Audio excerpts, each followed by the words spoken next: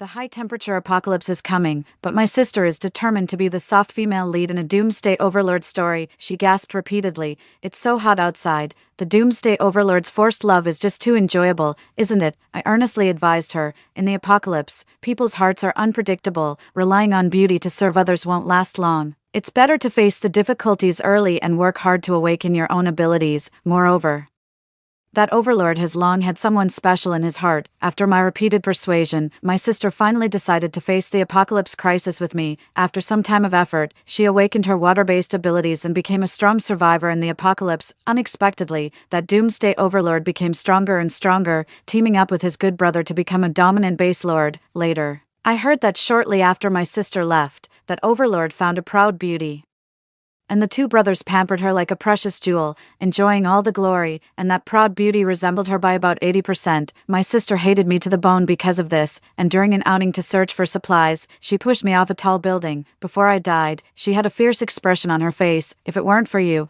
I would have been the little princess of the apocalypse. Why would I have to suffer so much? It's all your fault. I didn't expect that when I opened my eyes again, I had actually returned to the beginning of the high-temperature apocalypse. 1. Miss Nora, have you made up your mind? Do you want to come with me? A deep voice sounded. I suddenly jolted and looked at the man sitting across from me, Archer, the only son of the richest man in City A. The pain of my broken spine is still vivid, and at this moment, I also clearly realize that I have been reborn. I was reborn at the beginning of the high-temperature apocalypse. When my sister Celeste was noticed by Archer, it was clearly autumn, but the temperature was rising steadily. The outdoor temperature during the day has risen from an initial 40 degrees to 45 degrees, 50 degrees, until now. It is nearly 60 degrees, with no signs of a decrease in temperature. Under these circumstances, humans can no longer engage in outdoor activities for long periods. Schools have stopped classes. Factories have halted production, many public facilities are out of service, and the vast majority of people are working and studying from home. At first, everyone cheered for the rare holiday, but when widespread high-intensity electricity usage led to intermittent power outages in most areas, people began to panic. People rushed to grab supplies, driving up prices, and everyone felt insecure, taking advantage of the fact that the city had not yet completely descended into chaos. I drove out of the city overnight with supplies, planning to take my sister Celeste back to the countryside to escape the heat. At the gas station, I encountered Archer, who was also leaving the city to escape the heat. Celeste's eyes were filled with anticipation, yet she pretended to be reserved. Sister, are we going to leave with Archer, too? In my previous life, I saw her intentions and quickly pulled her aside to analyze the pros and cons. Archer is not related to us. His willingness to take you away at this moment is merely because he is attracted to your looks. In the apocalypse, people's hearts are unpredictable. Relying on looks to serve others won't last long. It's better to face the difficulties early and strive to awaken your own abilities. I am a fan of apocalyptic novels and follow many various forums and groups. Coincidentally, I saw a video in a group where a certain big shot awakened his abilities. Although the video was almost immediately retracted, I still saw the scene of him waving his hand to create ice. That person said he accidentally consumed a plant with ice crystals and provided a relatively detailed description. To persuade Celeste not to act impulsively, I revealed all the information I knew, but she didn't listen at all. She was even a bit excited. Sister, have you read the Doomsday Posts? Archer is a wealthy and powerful big shot, good-looking and well-built, with maximum sexual tension, while I have a narrow waist and a round bottom, cute and plump, a perfect real-life Doomsday Post heroine. It's so hot outside. The Doomsday boss's forced love is just too enjoyable. Okay, I was almost speechless and could only pour a bucket of cold water over her. As everyone knows, Archer has a white moonlight, an escaped fiancé. The news of Archer chasing his wife at the airport in a luxury car caused quite a stir at the time. After much thought, she ultimately decided to give up traveling with Archer. On the way to the suburbs to escape the heat, I not only took care of Celeste's food, clothing, housing, and emotions, but even brought her the first ice crystal grass I found to stimulate her abilities. By constantly accumulating energy, she became a strong survivor in the post-apocalyptic world. Unexpectedly, Archer became stronger and stronger, not only becoming a local boss in the post-apocalyptic world, but also finding a beautiful woman who lived like her, treating her like a precious jewel, enjoying endless wealth and luxury. Celeste blamed me for all the mistakes and cruelly pushed me off the building. Thinking about this, I smiled. You are an individual with your own thoughts, and I respect all your decisions. Seeing that I gave in, Celeste pulled me aside and, pretending to be a bit embarrassed, whispered quietly, "But I only met him 5 minutes ago." I gave her an encouraging look. The relationship with every person starts from nothing. If you think he is reliable, seize this opportunity. For someone like Archer, you might not get another chance like this. She just needed someone to support her, not to seek advice. Celeste ran happily towards Archer, shyly looking at him. Archer, I am willing to travel with you in this lifetime. If Celeste wants to throw herself into someone's arms, I certainly won't stop her, after all. I also want to know what will happen to that proud beauty when she is found. After agreeing to travel with Archer, Celeste arrogantly commanded her bodyguards to come and carry her luggage. When she left home, she brought an oversized suitcase and 2 large bags, all filled with her clothes, bags, shoes, and cosmetics. I advised her not to bring so much and to leave space for food and daily necessities. But she didn't listen, and we ended up having a big fight over it, of course. It ended with me compromising. By the time her luggage was moved, the trunk of the car was already more than half empty. Celeste was not in a hurry to leave. She leaned against the car door, lazily watching me fill the gas tank. Sister, there's no need for women to be so strong-willed. Why suffer like this? Archer's team is still missing a cook. If you say a few good words to him, I'll help by saying a few nice things too. He might be willing to take you along. Archer, TSK, in just a little while. You've already gotten so familiar, after being your free nanny for so many years. Even if I owe you a life from the last life, it should be repaid. Don't take yourself too seriously. If you want me to be a free nanny, no way, in this life. Without the constraints of so-called family ties, I won't hold back. Celeste probably didn't expect me to refuse. And to speak so harshly, she was stunned for several seconds before coming to her senses. If you don't want to go, then don't. They don't care about you. There are plenty of people willing to come. She stomped her foot angrily and shouted at the bodyguard next to her, move these few boxes of water, self-heating hot pot, and rice to Archer's RV. Don't forget there's a small freezer in the back seat, which has a lot of ice water and marinated food, just right for eating on the road. Those compressed biscuits can be discarded. They are hard and taste terrible. She can indeed do mental arithmetic. Currently, the temperature keeps rising, and prices are changing daily. When the outdoor temperature reaches 60 or 70 degrees, even with money, you won't be able to buy anything. Water and non-perishable food will be treasures that everyone fights over. When the average daytime temperature rises to over 50 degrees. I was at the supermarket fighting with a group of crazy aunties for drinking water, almost getting trampled to death. Celeste didn't help at all. Instead, she happily filmed a video of me carrying water and posted it on social media, saying I was being overly worried. Because of her social media post, I don't know how many people from my past life were drawn to me. Those neighbors frequently came to borrow water, and later even smashed my door. If I hadn't left the city early, how could the two of us girls protect ourselves? The water and stored food that I risked my life to keep, does she deserve to eat? Quickly pressing the car key, I locked the trunk. In broad daylight. Are you planning to rob me? Celeste angrily slapped the trunk. Why can't I move things? It was agreed that these supplies belonged to both of us. Mom asked you to take good care of me before she passed away. Do you want her to die with regrets? Again, at times like this, she brings up her deceased mother without reason. I looked at her with mockery and had no intention of backing down an inch. Don't think you can use that biased mom to manipulate me. You didn't spend a dime or lift a finger for these food and water. Whether I give them to you or not is entirely up to me. Since childhood, my mother always made me yield to her, and even before her death, she couldn't let go of her worries about me, and I am only 2 years older than her. When my mother passed away, I had just started college, while studying and working part-time. I was afraid that my father would treat her poorly if he remarried, so I sent her living expenses on time every month. After graduating, we both worked in the same city, and I took on almost all the living expenses and household chores. Just because of a few words from my mother before she died, I selflessly gave, and in the end, I only ended up with a tragic fate. Why should I? Ignoring her wailing, I quickly sat in the driver's seat and locked the car door.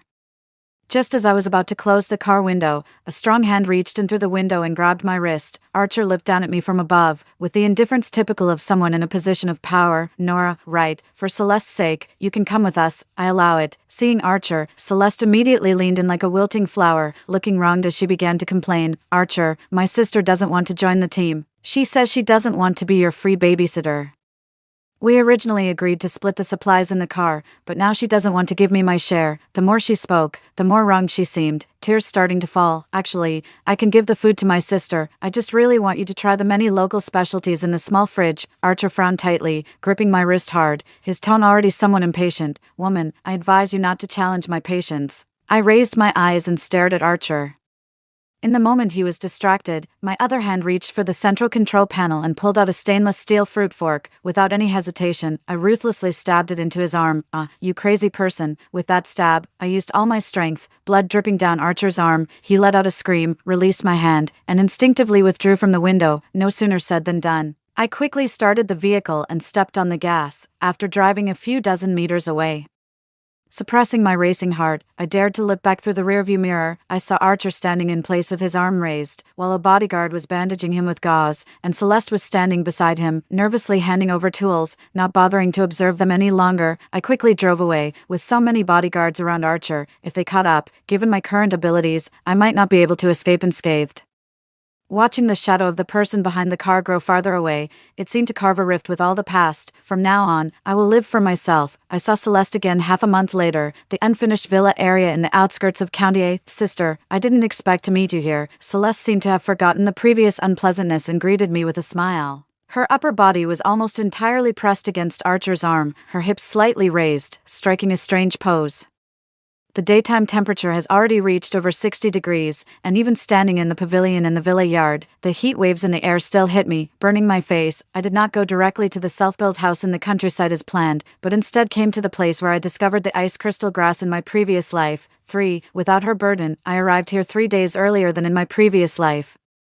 Successfully discovering that special plant with white ice crystals among a bunch of withered grass, this route is neither a necessary path to my parents' self-built house in the countryside nor does it lead to Archer's countryside villa. Logically, we shouldn't meet. It's too strange. Before I could think carefully, Celeste spoke up as if interrogating a prisoner. Sister, when did you arrive? Did you see any special plants, for example? Plants covered in ice crystals? I was taken aback. So far, the network communication had not been interrupted, and many people knew that absorbing mutated plants could grant special abilities, but her expression was as if she was certain there were mutated plants here. Could it be that she has also been reborn? I pretended to be confused and replied, Oh, are you talking about those small grasses with fleshy leaves covered in ice crystals? Celeste didn't wait for me to finish speaking. A smile blossomed on her face as she turned to take credit. Archer, I told you, she must have saved the mutated grass for me. Archer's previously furrowed brows gradually relaxed as he reached out and pinched her waist. Little fairy, you must let me spoil you tonight. You are so bad. Accompanied by Celeste's faint proud hum, Archer pulled her into his arms and kissed her forcefully. Soon, the two were kissing passionately and unwilling to part. The scene was simply too eye-watering. I cleared my throat, awkwardly interrupting their good moment. Give it to me. With the moment interrupted, Celeste shot me an annoyed glare and extended her hand in front of me. What? I pretended to be clueless. Mutant grass. Celeste raised her voice. You always said relying on others is worse than relying on yourself, right? I've figured it out. I want to unlock my powers. Give me the mutant grass. She acted as if it were a given. As if agreeing to unlock her powers was a favor to me, just like the previous life. Exactly the same, before. I didn't see her hypocrisy. Every time I gave her mutant grass, it seemed like I was forcing her, like she was only unlocking her powers because I asked her to. In fact, she wasn't unwilling to become stronger, she just didn't want to work hard, hoping for a free gift from the sky, wanting to get something for nothing. You want mutant grass, right? I teased her, slowly saying the second half of my sentence in front of her expectant eyes. Sorry, I already ate it 3 days ago.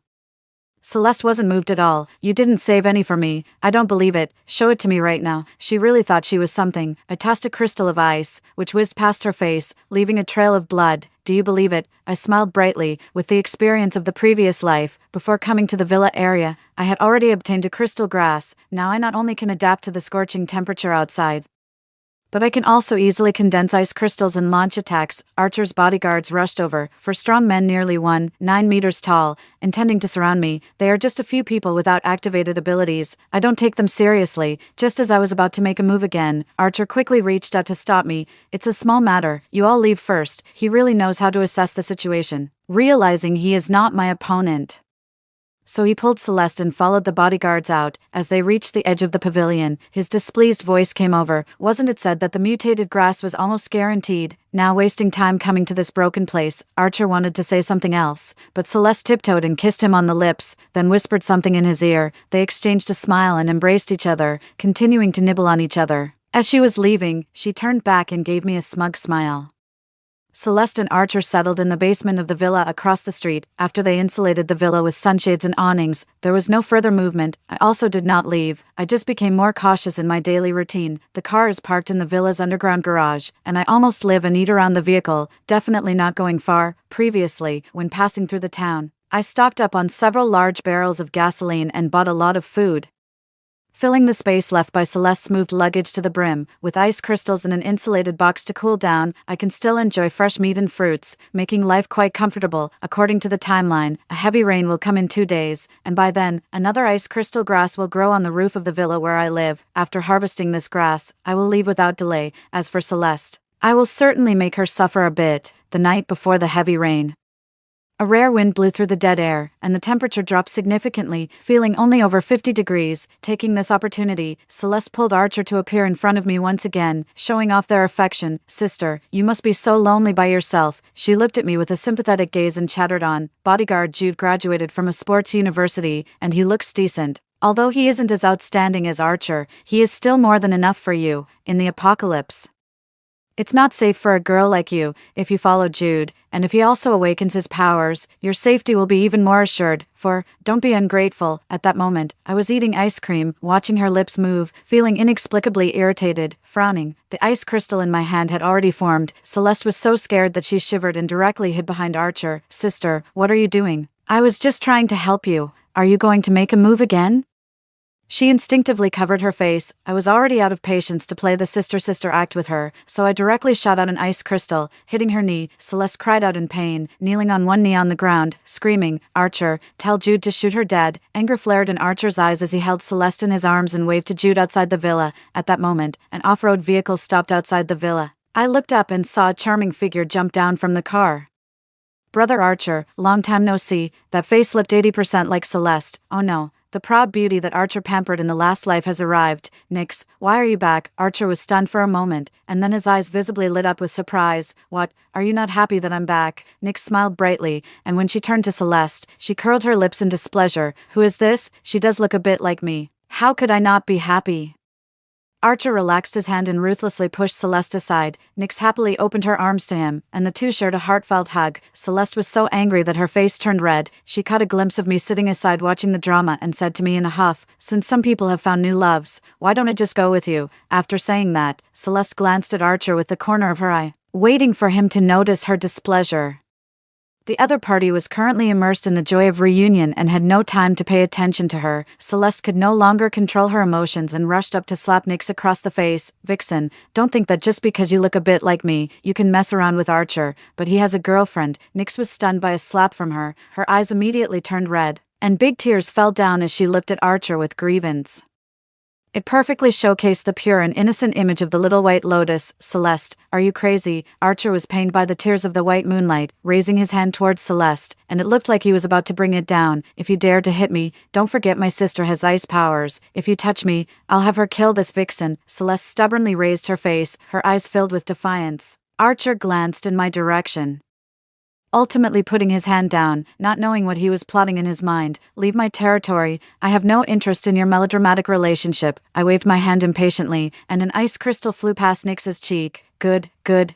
Let's go now." Archer's attitude was surprisingly good, greeting the two women and heading outside. Celeste's eyes showed a hint of confusion as she reluctantly followed Archer out the door. Early the next morning, Celeste knocked on my car door. "Sister, please help me." She covered her cheek with one hand, looking at me with red eyes. I lowered the car window a crack, leisurely waiting for her to speak. She seemed a bit embarrassed, and after seeing that I didn't urge her to leave, she angrily began to complain. "That little bitch Nix, just because she knows Archer a few days longer than I do, she actually dared to hit me." 5. Celeste's face was clearly marked with a handprint, red and swollen. "So what?" I took a sip of water, waiting for her to continue. Celeste had made up her mind, and spoke slowly. "To be honest, a few days ago I had a dream of many incredible things. In that dream, this place would soon have a heavy rain, and after the rain, the temperature would rise sharply. Sister would pick a mutated grass covered in white fur for me, and I would be able to activate my ability." "Sister, you already have an ice-type ability. Please help me." She pressed her hands against my car window,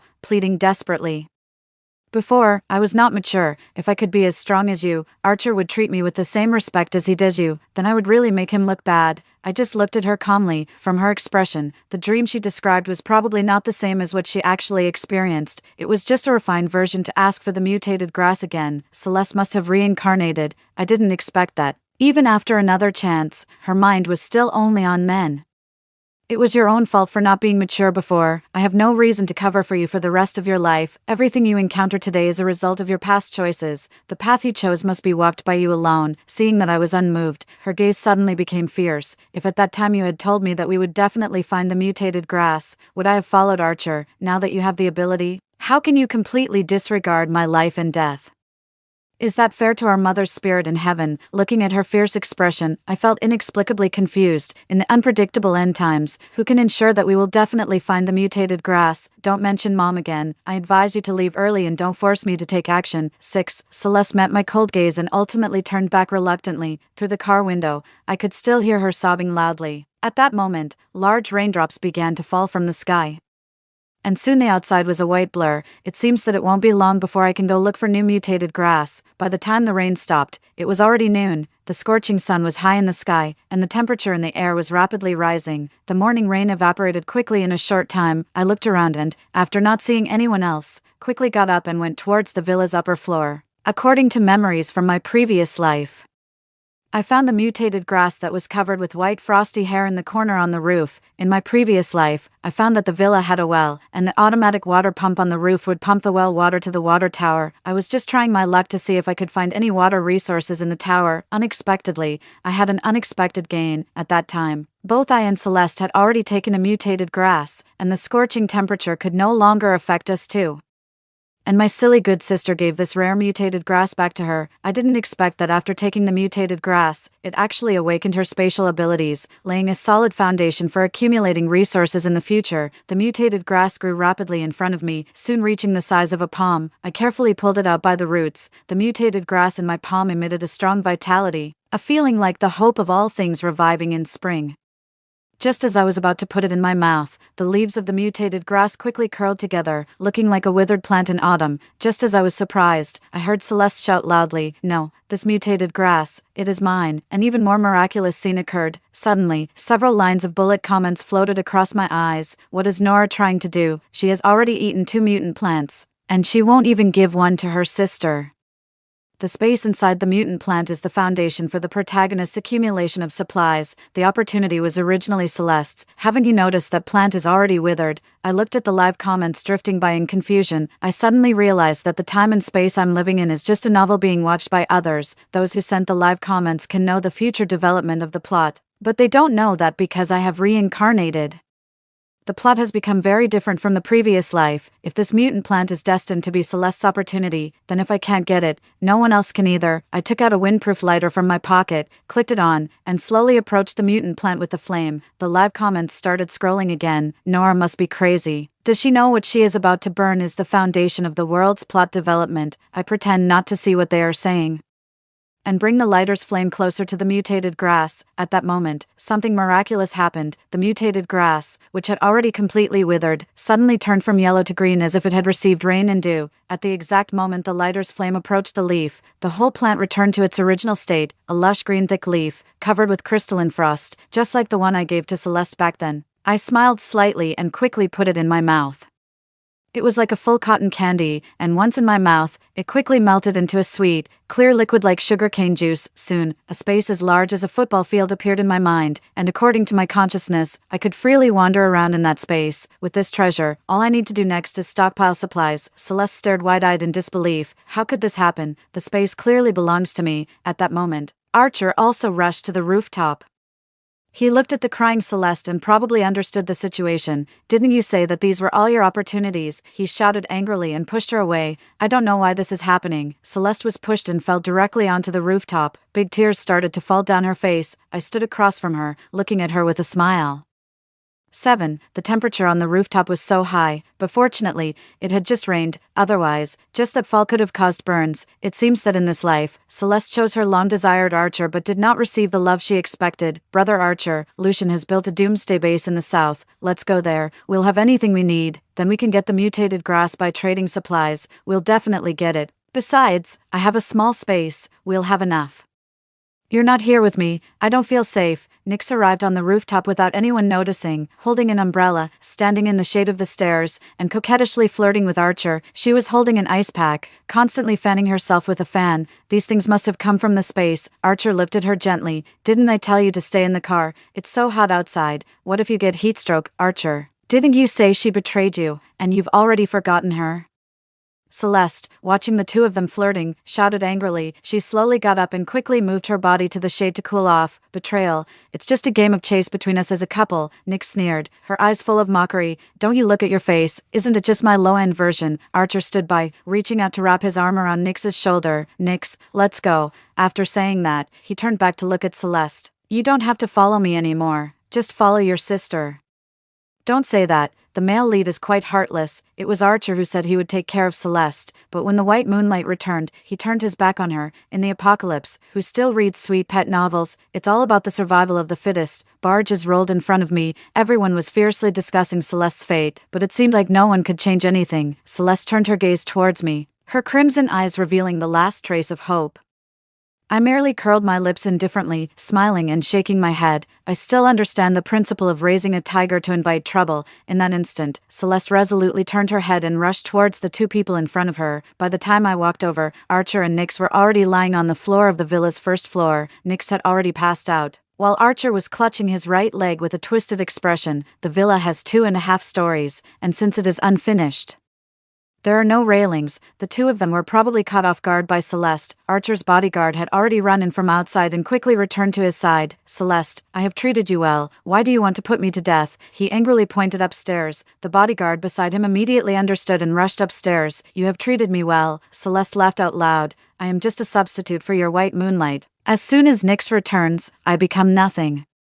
You know very well that my sister doesn't want me anymore, yet you leave me here. Isn't it just to let me wait to die? The temperature is so high, and you're injured. Your wound might get infected. I won't make it, and you won't either. She laughed out loud. At this moment, the security guard had already rushed to her side. I quickly threw out 2 ice crystals. The ice crystals directly pierced through the bodyguard's knees, and both of them cried out in pain, rolling down from the building. Sister, you must have also been reborn, right? I stood behind her, speaking lazily. You. Celeste's eyes quickly flashed with surprise, then she nodded in understanding and smiled. Surely, last time, the man you wholeheartedly wanted to be with. This time, you've finally gotten him. I looked at Archer, who was now in a mess and confused below, and only felt amused. For decades, sisters, you're not as important as a man who once gave you an empty promise. Celeste suddenly started crying, 2 hot tears rolling down her cheeks. Sister, I really was wrong. Please forgive me. You still want to help me, which means you still have sisterly feelings for me, right? I gently shook my head. Helping you deal with those 2 bodyguards is just to let you know that in this society where people eat each other, relying on others is not as good as relying on yourself. Sister, I didn't give her a chance to speak again, and formed another ice crystal, piercing through her forehead.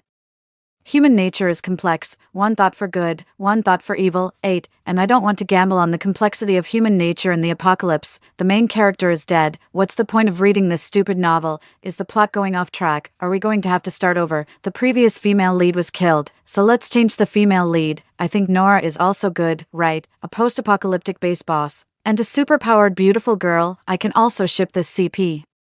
The post-apocalyptic boss slowly warms her cold heart. Oh, so exciting. I ignored the chat messages and passed by Archer without hesitation, ending his life with a crystal of ice. It's not that I killed innocent people, but I had heard before that Archer was narrow-minded and vengeful. The post-apocalyptic base he built was supposed to be a shelter for refugees, but in reality, it was looting supplies, using cheap labor to fight zombies, and sacrificing human lives to expand the base.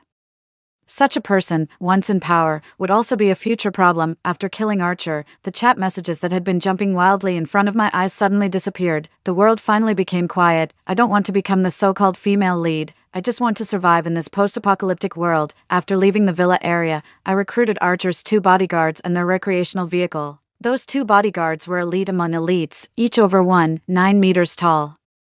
With excellent physical fitness, skilled in martial arts and combat, in the apocalypse, fighting alone certainly doesn't have to worry about being stabbed in the back by teammates, but people inevitably have moments of drowsiness. Having teammates with interrelated interests can better adapt to the environment of the apocalypse, taking advantage of the early days of the apocalypse. I and my 2 bodyguard teammates looted 2 large supermarkets and 1 grain and oil station, basically stockpiling supplies that could last a small team of 10 for 100 years. After collecting several off-road vehicles and bulldozers, we also gathered a lot of construction materials and tools, and then emptied a gas station of its gasoline. With the help of the space, we were able to gather a sufficient number of vehicles. In just a few weeks, we returned to my hometown Fuzhou. Fuzhou is surrounded by mountains and water, and most importantly, it has the 10,000 mountains. The terrain is rugged, undulating, and rarely visited. Later, I found 2 construction engineers and a chef who had also consumed the ice crystal grass. We selected a steep mountain slope in the mountains of Fuzhou, and using a natural cave as the foundation, we built an apocalypse fortress. The high-temperature apocalypse is still continuing, and I don't know when it will end, but even if it lasts 3 or 5 years, in this piece of paradise, it will be enough for me and my companions to live comfortably. Story 2. My fiancé hooked up with my green tea best friend and kicked me out to be devoured by zombies. After being reborn, I rented a house right across from ours in advance and hoarded supplies. I spent every penny of the dowry he gave me and the money he asked me to save for our wedding house renovation. When the zombie outbreak erupted again, I could finally lie on the balcony and watch this treacherous couple lovingly survive the apocalypse. 1. When I opened my eyes in bed, I thought I had experienced a terrible nightmare. In the dream, zombies gnawed my limbs down to bones and bloodied flesh, and my intestines were pulled out of my abdomen. The air thick with the stench of blood and decay, I lay rotting like carrion in the hallway, slowly losing my last breath in endless pain. So waking up suddenly now, my body still tingling with nerve pain, I couldn't move the limbs I had lost in the dream. Sweetheart, what's wrong? Did you have a nightmare? My fiancé, who was playing with his phone beside me, asked as he saw me shaking and motionless, reaching out to hold me. Seeing Leo's face stirred a strong sense of nausea within me, and as soon as I could move my hands, my first reaction was to push him away. He was visibly annoyed by my sudden outburst, but quickly regained his composure and put on a smile. Honey, I have to go out today. Is there anything specific you want to eat? I'll bring it back for you tonight. Hearing this, I panicked and checked my phone. June 24th, 2064, 9:44 a.m., the same time, the same words. It turns out this wasn't a dream. I had died and been reborn the day before the zombie outbreak. Leo. Seeing me staring blankly at my phone, shook me. The renovation company will come to sign the contract after 10. Remember to make the payment. He reminded me, too. Leo had bought an apartment in full before our wedding, the very one I had moved into to live with him. When we discussed marriage, he asked me to spend the $500,000 I had saved from years of working on renovating this apartment. You have no parents, and after we marry, I will be your closest kin. Isn't this money our shared property?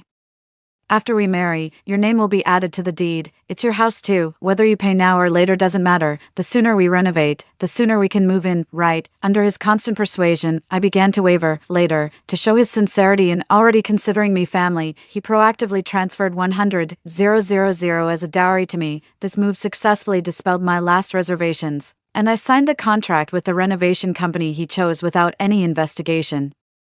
Paying a $600,000 down payment, it turned out that this company was a shell company run by his brother. The $600,000 briefly passed through his brother Jack's hands, who kept a few thousand as a service fee, with the rest going into Leo's pocket. Not only did Leo swindle all my savings with his deception, but he also hooked up with my green tea best friend, Cynthia. After the zombie outbreak, Cynthia ended up trapped in my house, and I discovered something was going on between her and Leo after secretly checking his phone. I couldn't believe the chilling scoops waiting for me. In my past life, these 2 scoundrels trampled and toyed with my sincerity as if it were trash, and before I could settle the score, they threw me out to the zombies for the sake of hoarding supplies, leading to my desperate demise. If I don't avenge myself in this life, I can't forgive myself. Seeing my stiff expression, Leo thought I was just cranky from waking up and reminded me again. Snapping back to reality, I suppressed my anger and responded nonchalantly, unaware of anything amiss. He got ready and left. As I watched his car leave the complex from the balcony, I quickly packed some important belongings and clothes I had at Leo's place into a suitcase, also stuffing in the drone he bought, and then headed straight for the security booth at the complex entrance. There, A bulletin board set up by the property management usually displayed notices for lost items or rental information. I used to look at it when I passed by on my runs. Among the many rental notices, I quickly found the one I remembered and dialed the number. "Hello, is this Miss Jocelyn? I'm interested in renting your apartment. Are you available now to sign the lease?" The apartment advertised for rent by Miss Jocelyn was right across from Leo's house, since the two buildings were not too far apart. I noticed the tenants across the street moving out last weekend from my balcony. It seems Miss Jocelyn also lives in this neighborhood. Shortly after hanging up my call, she hurried over. Seeing me with my suitcase, she took the initiative to ask about my situation. I confessed that my engagement had ended due to my fiancé's infidelity, and having no parents to turn to, I had no choice but to move out on my own, out of a sense of solidarity between women. She offered to reduce the rent by $500 for me and said, "I'm older than you, just call me Sister Jocelyn." I had to move because my elderly parents came to live with me, and the apartment was too small. I bought a bigger one right across here in Building C, Unit 1701. It's very close. It's fate that we met. If you need anything, just come to me, or feel free to join me for meals anytime. Sister Jocelyn exuded the sincerity and warmth typical of northern women. I was very satisfied with both her and the apartment, and we quickly signed the lease and exchanged contact details. Just as she was about to leave after handing me the keys, I thought for a moment and stopped her. "Sister Jocelyn, if you trust me, you should reinforce your home's security today and stock up on some food, water, and daily necessities. There might be major disruptions tomorrow." Sister Jocelyn looked puzzled and asked what I meant by major disruptions and how I knew about them. All I could say was that I had some inside information, but it was inconvenient to disclose the details. She seemed to naturally trust me and simply said, "Okay," then urged me to also take care of myself before rushing off. I immediately called a locksmith to come and replace my door with a reinforced, thicker security door. Then a strange call came in, probably from the renovation company Leo had contacted, and I answered it. "Hello, is this Miss Shirley? I'm Jack from the renovation company. Here to sign the contract with you. I've been ringing your doorbell for a while without a response. Could you please open the door? I'm really sorry," I replied apologetically. "I had to step out suddenly. Could you come back in an hour?" The person on the phone eagerly agreed. After the locksmith changed the door, I slipped him some extra money to secretly change the locks on the communal doors as well, with each floor having only 2 apartments per elevator. Securing the communal door meant I had double protection. The locksmith had just left when the technician I had booked to install security grills and windows arrived. He was a straightforward man, shaking the invisible security net already installed on the balcony and saying, "The one you've got installed looks pretty good. Most people go for these invisible ones. The fully enclosed type affects the aesthetics, doesn't ventilate well, and is inconvenient for drying clothes." Facing such an honest person, I had to quickly make up an excuse. There was a burglary in this complex before, and the victim had this type of invisible grill, which didn't stop the thieves. I feel nervous every night, as if I can hear someone cutting through the security net. I'd rather enclose the balcony for peace of mind. Understanding my concerns, the technician no longer questioned my request to replace all windows with bulletproof glass and apply one-way film. He measured the dimensions and said he would prepare the materials back at the shop and could come in the afternoon to install them. After sending off the technicians, I rushed to the supermarket to stock up. Just as I reached the entrance of the Sam's Club supermarket, I received another call from Jack. "Miss Shirley, have you gotten home yet?" "Oh, I'm still running errands. Could you wait another hour?" The person on the phone sounded clearly displeased but agreed and then hung up. Entering the wholesale supermarket, I had a card with 600,000 on it. From the moment I woke up in the morning, the pent-up frustration that had been weighing on my chest suddenly found an outlet. I approached an employee, explaining that I was sent by the company's purchasing department to buy employee welfare products, and asked for a cart to be pulled for the goods I would select. Unsure how long the battle ahead would last, I mostly chose food with long shelf lives to ensure I wouldn't starve. Instant noodles, rice noodles, self-heating hot pots, canned meat, canned fruits, canned vegetables, dried meat, compressed biscuits, small bread, rice, flour, various sauces, peanut oil. Considering the electricity issue, I had already arranged for a technician to install 3 solar panels at my home in the afternoon. This should sufficiently power the 2 new freezers I purchased, so I added some frozen foods, frozen dumplings, steaks, fish fillets, chicken. The existing fridge in my house was planned for storing fresh vegetables and fruits, Chinese cabbage, onions, oranges, apples, corn, potatoes. Passing through the snack aisle, I picked up some of my favorite snacks, especially the sweet ones, chips, various flavors of chocolate, assorted candies, instant milk tea, instant coffee. Having nearly finished buying food, and since I had just rented a new house which was lacking in household items, I needed to buy everything: bedding, quilts, electric blankets, slippers, and consumables like toothpaste, toothbrushes, shower gel, shampoo, laundry detergent, tissue paper, sanitary pads. I checked the list of items I had prepared in advance. It looked like I had almost all the essentials. Then I suddenly remembered I had forgotten to buy a high-powered telescope. That was actually the main thing. After collecting all the items, the staff member led me through the bulk purchase checkout and I paid for home delivery directly to my house. Leaving the supermarket, while packing some common medications at the pharmacy, I received the third call of the day from Jack. I picked up and immediately pretended to be in a rush. "Mr. Jack, I was just about to call you back. I just discovered someone used my bank card and entered the wrong PIN. It's been frozen. And I'm currently in line at the bank. Maybe you could come by tomorrow morning. I'm really sorry to have made you run around today. I'll pay you an extra $5,000 as compensation tomorrow. Is that okay?" While I was saying the first part, Jack was silent on the line, seemingly about to explode in anger, but after I finished, he switched to a genial tone. "No trouble at all. It's all good. I'll come by tomorrow at the same time. You take care of the bank card issue first." After hanging up, I couldn't help but chuckle to myself. Who says I can't act? Think only you, Jack, and Leo can. 5. Although I had almost all the supplies, I still felt uneasy. In my previous life, I was defenseless and completely at the mercy of that treacherous couple. This time, if they discovered me with a house full of supplies, they'd surely harbor even more malicious intentions. After much thought, I decided to equip myself with some hardcore defensive tools. First, to defend against zombie attacks, and second, to prevent any retaliation from that nefarious couple. I took a taxi to the hardware market and entered a tool shop where I bought a high-voltage electric stun baton, a rechargeable, extendable pruning saw, and barbed wire. With these items, if that treacherous couple dared to come near, I'd be ready to incapacitate them or even decapitate them. After making my purchases, I checked the time. It was about time for the technician to arrive at my home. After paying for home delivery, I started my taxi ride back. In the taxi, I called several nearby water delivery stations, ordering over 200 barrels of water and paid extra to have them delivered to my house. When I reached the front of my building, I found the technician and workers crowded in the hallway, waiting with materials for me. I quickly apologized and let them in to start the installation. Once the workers finished and left, I organized the delivered supplies. The 2 large rooms were packed, and the overflow had to be placed in the living room. By the time everything was settled, it was already dark. My phone showed 20 missed calls. About 10 were from Leo, and a few were from my so-called friend Cynthia. I locked the door, started down the elevator, and called Cynthia back. "Hello, Cynthia. I was busy just now and didn't hear my phone. What's up?" Cynthia's voice was soft and tearful on the phone. "Shirley, I had a fight with my boyfriend. I feel so blocked up inside. It's really tough. You were the first person I thought of. Men really aren't as good as sisters, are they?" Cynthia really has a knack for appearing vulnerable and providing emotional value. For someone like me, who grew up without the close presence of parents or siblings, what I truly crave is a constant, intimate connection. So in my past life, whenever Cynthia whimpered in front of me, I couldn't help but go through fire and water for her, giving her whatever she asked for. Low-level manipulators just charm men, but high-level ones are like psychologists, effectively manipulating both men and women. After hearing her words, I too appeared very anxious. "Why don't you spend the night at my place? Don't stay with that jerk anymore."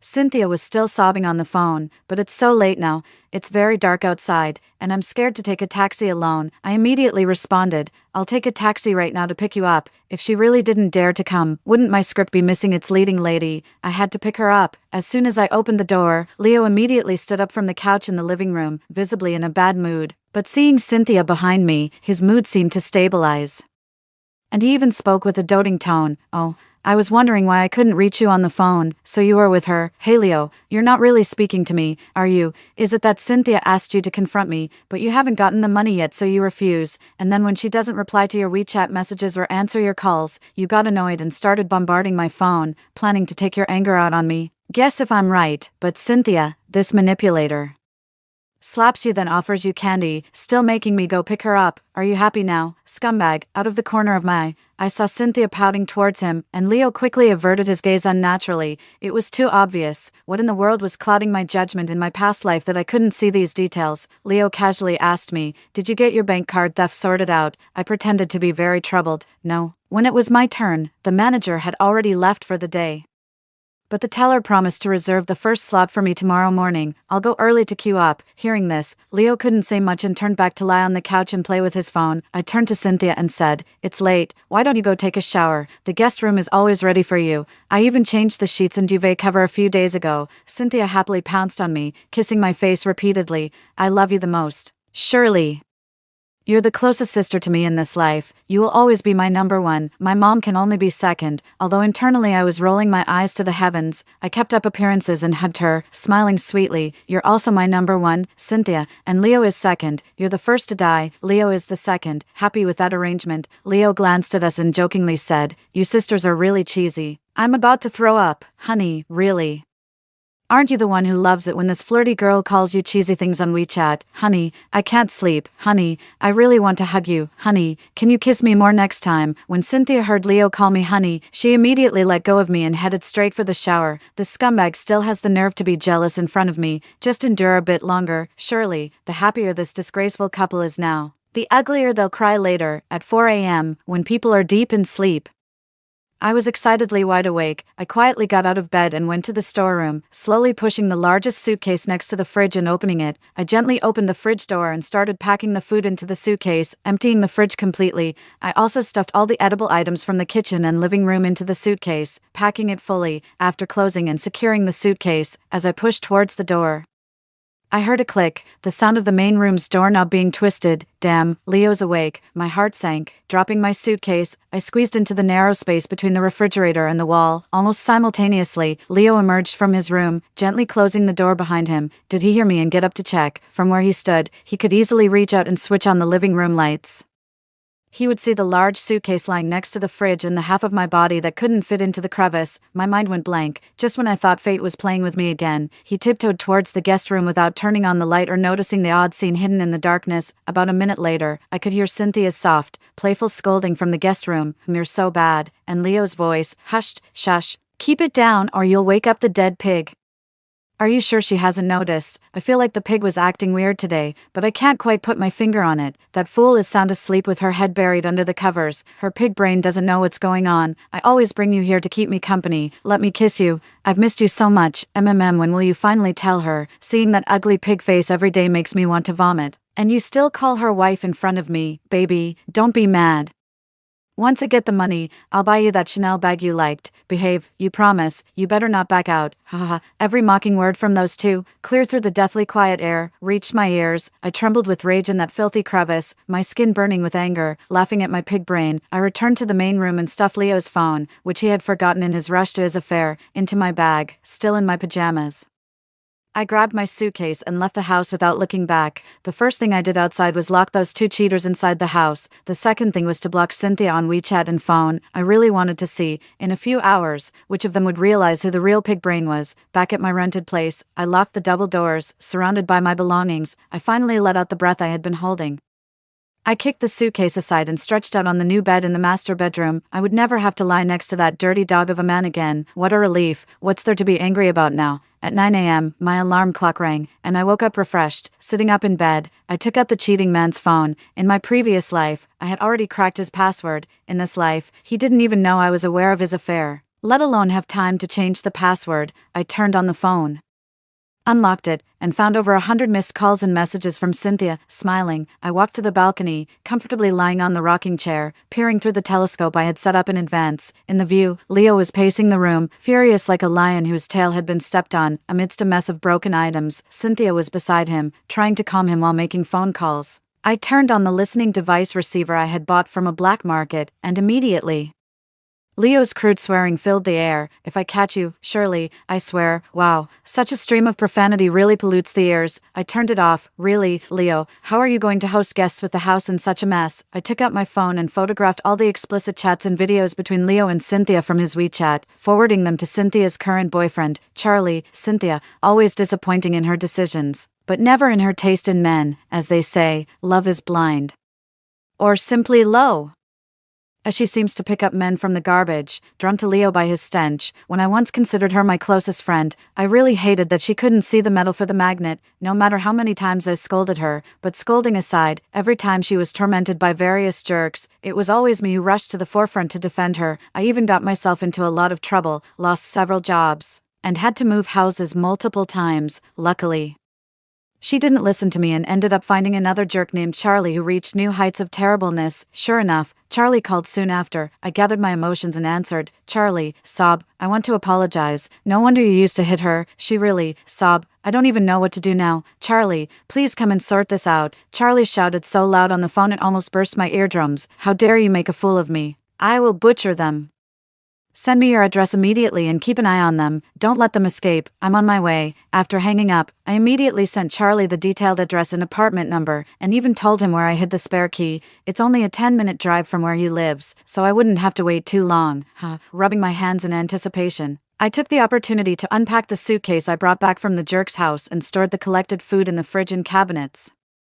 After finishing, I checked the time, and it was just a few minutes before 10. Oh boy, the show is about to start. Excited, I rushed to the balcony, turned on the receiver, adjusted the telescope, and looked across. Leo, exhausted from the commotion, was now sitting on the living room couch with a dark expression. Cynthia was soothingly patting his back. "Honey, don't be angry. The locksmith will be here soon. Once the door is opened, I'll go with you to the service center to get a new SIM card and buy a new phone. I'll buy it for you. Don't be mad, honey." Sheesh, I really don't understand. What's wrong with her brain? Fawning over a scam artist. Leo irritably lifted his elbow and pushed Cynthia away, but she snuggled up to him again, all coy. Just then, the door was violently kicked open. The locksmith, Charlie, stormed in, seething with anger. Before the couple could react, Charlie grabbed Leo by the neck as if he was picking up a chicken, lifting him off the couch and throwing him viciously to the ground. The spot was covered with broken glass from a shattered cup, and Leo lay there curled up in pain. Before he could even groan, Charlie, like a massive boulder, sat on Leo and started pounding his head with his fists. "Dare to touch my woman? You think you have too long to live." Sharp ceramic shards dug into his back, and his face took blows as large as from a cooking pot. Yikes, just thinking about it gave me goosebumps. Feeling the pain for Leo, Cynthia, likely feeling the pain emotionally too, started to pull at Charlie. She shouldn't have pulled. As soon as she did, Charlie remembered there was another despicable woman to deal with. He got up from the swollen-faced Leo and slapped Cynthia across the face. "I see you've lived too long, haven't you? Not beaten enough usually. Giving you face." After saying that, he slapped her twice more. Cynthia was hit so hard that her nose bled, and she fell to the ground, crying with red snot all over her face. As I was busily moving the telescope left and right, tracking every exciting moment and expression, my phone rang. Reluctantly, I answered. Hello, Miss Shirley. It's Jack. I'm almost at the entrance of your building. Can you sign the contract as usual today?" Oh dear, I was so engrossed in the excitement, I almost forgot about this minor character coming to deliver his head. I stood up and looked downstairs. Jack was about to enter building C where Leo lives. I quickly called out, "Jack, I'm not home. I went to the bank early this morning." Jack stopped in his tracks. "But I'm on my way back now. I'll be at the complex in about 10 minutes. Why don't you sit on the bench right across from building C's main entrance and wait for me? Don't move from there, or I might not find you later." Jack cheerfully agreed on the phone and turned to sit on the bench. Shortly after, an old man carrying a violin case approached the bench and started discussing something with Jack. I recognized that old man. He used to walk and shop with his wife every day. After returning to the neighborhood, the two individuals would instinctively sit down on that bench to rest. A few months ago, the old lady suddenly passed away from a heart attack, leaving the old man all alone. He would return to that same bench every day at around the same time, playing the Butterfly Lovers on his violin to commemorate his late wife. Residents of the neighborhood usually made sure to leave the bench empty for him out of unspoken agreement. However, at this moment, Jack was blatantly occupying the bench with a delinquent attitude, arms crossed and foot tapping, deliberately looking away. After failing to negotiate, the old man walked away dejectedly, his back hunched, and entered the door of the adjacent building. About 5 minutes later, several frenzied zombies suddenly emerged from behind Jack, biting at the arteries in his neck, causing blood to spray all over the ground. Simultaneously, horrifying screams echoed from every corner of the community garden. The whole garden erupted in chaos, with the living chased everywhere by zombies, and those bitten quickly turning into new zombies themselves, in just a matter of minutes. The area was swarming with mutated zombies, with no humans in sight. The outbreak of zombies occurred at exactly the same moment as in my previous life. The only difference was that I had rectified my past regrets by saving the devoted old man, and incidentally, I sent the con artist his last meal. That feeling was incredibly satisfying, humming happily. I readjusted my telescope to focus on the opposite side. The three people were now standing on the balcony looking down, their faces filled with horror, presumably having witnessed the terrifying scene of zombies mutating and attacking people below. Leo, his eyes swollen like purple buns, showed a deep resentment as he stared fixedly at a certain spot below. Following his gaze through the telescope, I saw it was the freshly turned one-armed Jack zombie. Still feeling sentimental about your brother, Leo, I'd advise you to worry more about yourself. Staying at home means living with Charlie without any food.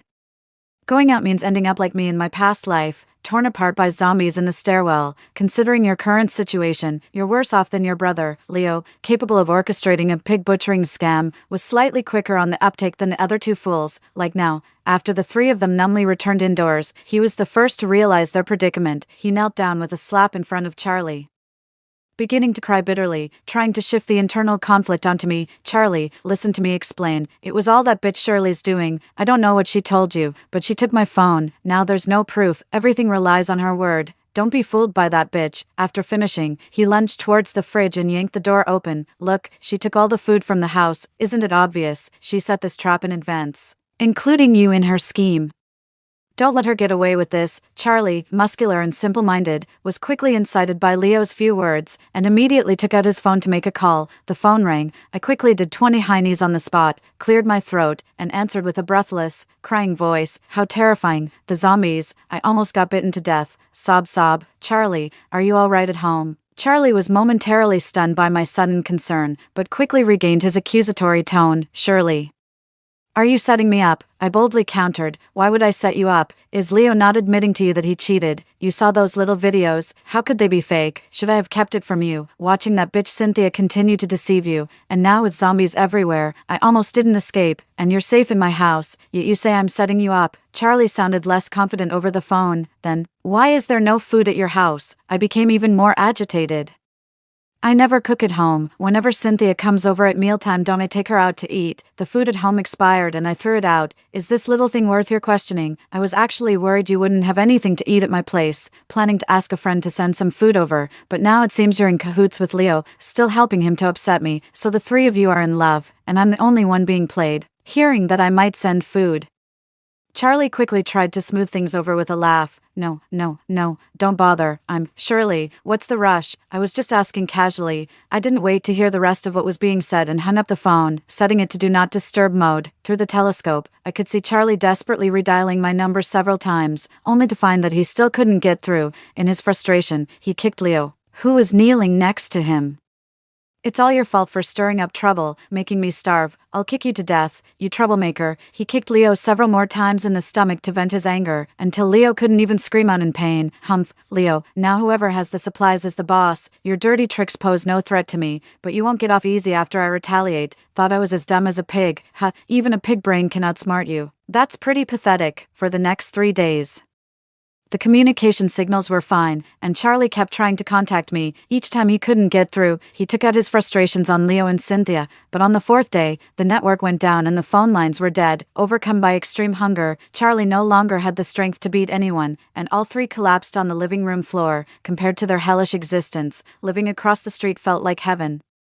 Not only did I have 3 meals a day with both meat and vegetables, my landlord, Sister Jocelyn, would frequently send over dumplings, pancakes, and other homemade dishes using her son's drone. She said that if it weren't for me, her family would not be so well prepared. It's strange how human connections work. She had only met me once but trusted me completely. The day we signed the lease, she took my advice, went home, and started stocking up supplies, filling her house to the brim, almost leaving no space to walk. The morning the zombie outbreak occurred, she blocked the door, crying and screaming, preventing her husband and son from going to work and school. Her family thought she had gone mad from some shock, but they eventually went along with her. It didn't take long before screams could be heard from beneath their garden. The whole family watched from the balcony, shivering with fear. Her mother-in-law even fainted and only woke up after taking some emergency heart pills. No, both our households can live without any pressure, thanks to our supplies. Although I'm living much better than in my previous life, it doesn't mean my revenge is complete. On the contrary, if the scumbag and his mistress were to merely starve to death, it wouldn't be satisfying enough. I want them to experience the pain I once endured. At 4 a.m., the alarm I had set went off. While the three across the street were still asleep, I quietly packed a little food in a plastic bag and attached it to the drone's mechanical arm. Leo's balcony was conveniently without a security net. I maneuvered the drone over, placed the supplies on the ground, and then withdrew the drone. I then airdropped a screenshot message to Charlie's phone. "Take good care of them, I'll send more food later." After that, I went back to sleep. When I woke up again, it was already past 9 a.m. I hurried to the balcony to continue watching the situation unfold. Charlie sat on the sofa, nervously eating instant noodles while Leo and Cynthia kneeled in front of him. Cynthia, staring at the noodle bucket, pleaded pitifully, "Honey, I'm so hungry too. After you finish the noodles, could you leave some soup for me?" Charlie sneered coldly and finished the last bite of noodles before placing the bucket on the ground. "You can drink, but you'll drink it from the floor." Cynthia, starved for over a day and night, lost all concern for appearances and began gobbling from the floor. She had barely taken a few bites when Leo pushed her away and took over. Cynthia probably never expected Leo, who always called her darling, to physically fight her over some noodle soup, and she began to wail bitterly, tugging at Leo's clothes as they scuffled. From my vantage point through the telescope, it was hard to see the details of their fight, but soon Charlie sent me a clear video showing both of them with disheveled hair and clothes, looking like beggars on the floor, mouths desperately reaching for the noodle bucket, with soup smeared all over their faces. Things were as messy as they could be. It seemed that after several days of hunger, Charlie had clearly realized whose advice to follow and whose side to stand on. After that, every mealtime, I could always receive timely videos of the loving couple dining together, sent by him. I must say, watching them eat was truly more appetizing than any mukbang. Day 64 after the zombie virus outbreak, just when we were beginning to enjoy some comfort, a sudden turn of events occurred. Around 9 a.m., several drones flew into our neighborhood, broadcasting a looped message through their speakers. "The vaccine for the zombie virus has been successfully developed. The government will soon begin clearing operations. Please continue to stay at home and take precautions. The dawn of victory is near." The survivors in the neighborhood cheered upon hearing the broadcast, but I couldn't feel happy at all. In my previous life, I died on the third day of the outbreak, so I had no knowledge of what happened afterward or how long it lasted. This time, I had survived for more than 2 months. Aside from the communication networks being down, water and electricity were still being supplied normally. I had a hunch that the virus was not entirely out of government control and that it might not last very long, but I didn't expect that the vaccine would be developed by the government so quickly. With the vaccine, even if humans were bitten by zombies, they wouldn't develop the disease, as long as a vaccine was administered to the survivors in each cleared area. The number of people available to clear the zombies would increase, and the progress would accelerate. In other words, in as little as half a month, the zombies across the country could almost be completely cleared. This situation was very disadvantageous for me. If those 3 people across from me survived till the end of this catastrophe and regained their freedom, their first action would surely be to join forces against me. No, I couldn't let that happen. Starting today, I needed to closely monitor every move they made and somehow cause discord among them. Unexpectedly, after hearing the news, Leo, without waiting for me to act, decided to strike first. One evening, while Charlie was asleep, he secretly approached Cynthia. "Our hard days are almost over, but we must deal with those jerks Shirley and Charlie now." Although Cynthia had fallen out with Leo, she nodded vigorously, teeth clenched, agreeing to his proposal. Then Leo started whispering in Cynthia's ear. The voice was too low for me to hear clearly. However, the next day, they made no moves. By the 4th day, our food supply had run out, and despite how much Charlie tried to contact me, he got no response. That's when Leo slowly spoke up. "Charlie, I think you should stop waiting. That bitch Shirley knows that the zombies will soon be cleaned up, and we will all regain our freedom. To prevent us from retaliating, she definitely won't send more food and wants to starve us to death." Charlie, already hungry and furious, exploded with rage at Leo's words. "If I get out, the first thing I'll do is kill that bitch." Leo immediately responded, "Charlie, if we're going to make a move, it has to be now. Think about it. Once order is restored, doing something like that would be illegal. Only now, when it doesn't matter if there's one less or one more, will no one care? Plus, she dared to send food before, which means she must have hoarded a huge amount of supplies. If we kill her, all those resources will be ours, even if we eat to our heart's content every day." We might not finish them all by the time the zombies are cleared. We're going to starve if we stay here anyway, so why not fight with all we've got, right, Charlie? My heart smirked secretly, wondering where exactly they planned to fight, even if they knew I was nearby. The neighborhood was so large. Would they search every house? What I didn't expect, however, was that Leo had a trick up his sleeve. After Charlie agreed to join him in killing me, they immediately drew the curtains in the living room, blocking my view. I could only hear Leo's lowered voice through the bug. Once, I woke up in the middle of the night and happened to see the supplies being delivered from the window across by a drone, and yesterday, I secretly checked my phone's location on the computer and found it was also in the building across. With these 2 points, I'm pretty sure that bitch Shirley is hiding in the room directly across from us. We'll take up whatever weapons we can for protection, and they plan to force their way through, threatening to break down the door if it wasn't opened, and they wouldn't let her survive if she resisted, I heard them say, and I glanced downstairs. The zombies currently wandering the residential garden weren't numerous and were weakened by hunger, sluggish in their movements, but did they really think they could reach my door so easily? They were underestimating me, surely.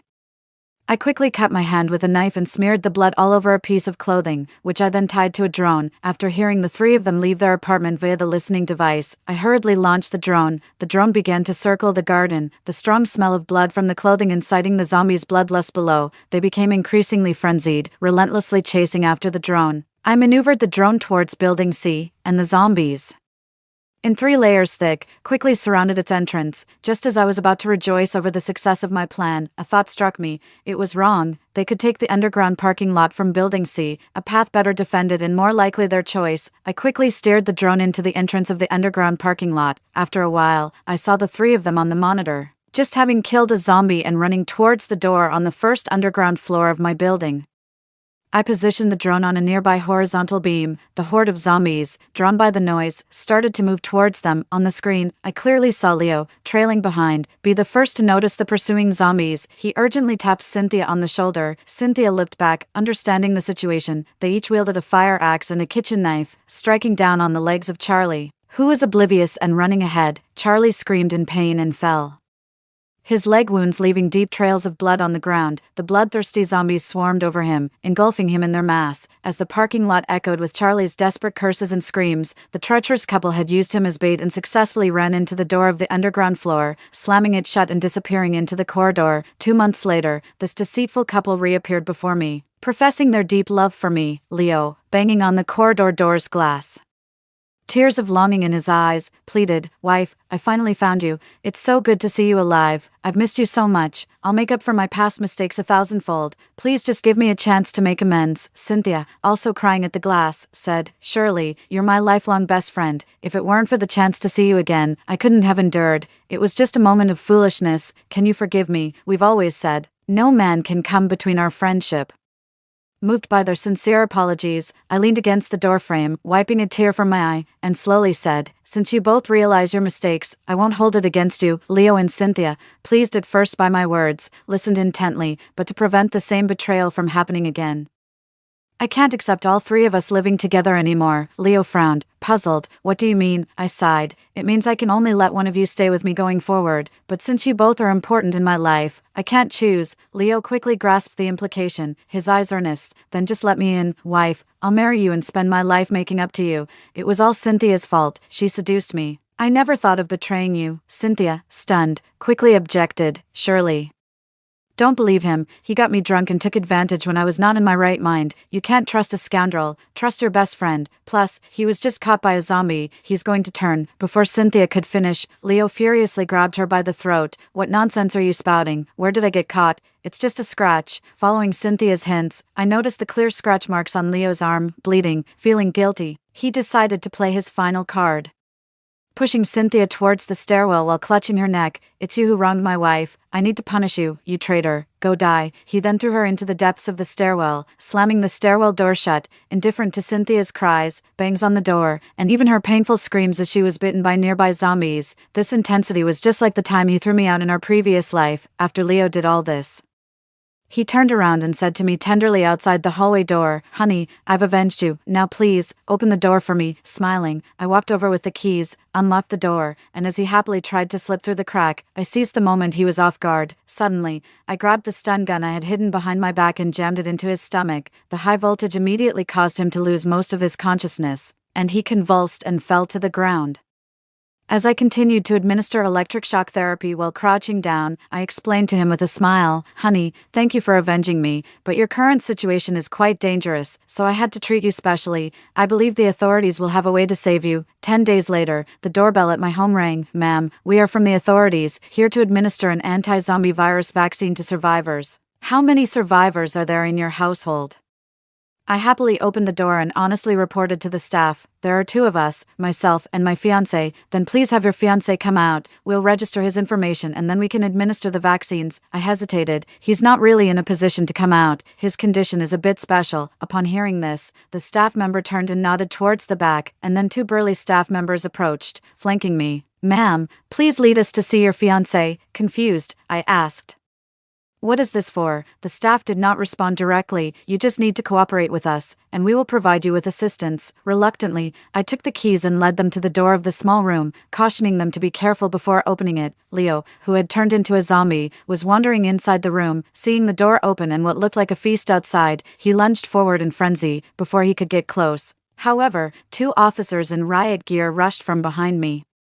One skillfully netted his head, while the other chopped it off with a machete. The action was so smooth that hardly any blood was spilled. The 2 staff members beside me, dumbfounded, pulled me away from the scene while their colleagues began the disinfection and cleanup. A staff member holding a clipboard comforted me. "Your fiancé had already turned into a zombie, and the vaccine would have been of no use to him. We have dealt with many such cases. You are not alone, so try to accept this reality. It's tough for everyone, and we hope you can handle such situations more rationally in the future. Thank you for your cooperation." Tears in my eyes, I nodded. "Thank you for guiding me. I will certainly correct my errors and handle things more rationally in the future." After the room was disinfected and cleaned, they checked the remaining 2 rooms to ensure I didn't have any other family members hidden. Then a female staff member checked me for any wounds from zombie scratches before administering the vaccine to me. 10 days later, communication networks began to recover. News that domestic zombies have been eradicated and all survivors have been vaccinated dominated the headlines on all major social media. Sister Jocelyn called me immediately after seeing it. "Sis, did you see the news? Oh my gosh, we're finally free. Come over to my place for a meal to celebrate.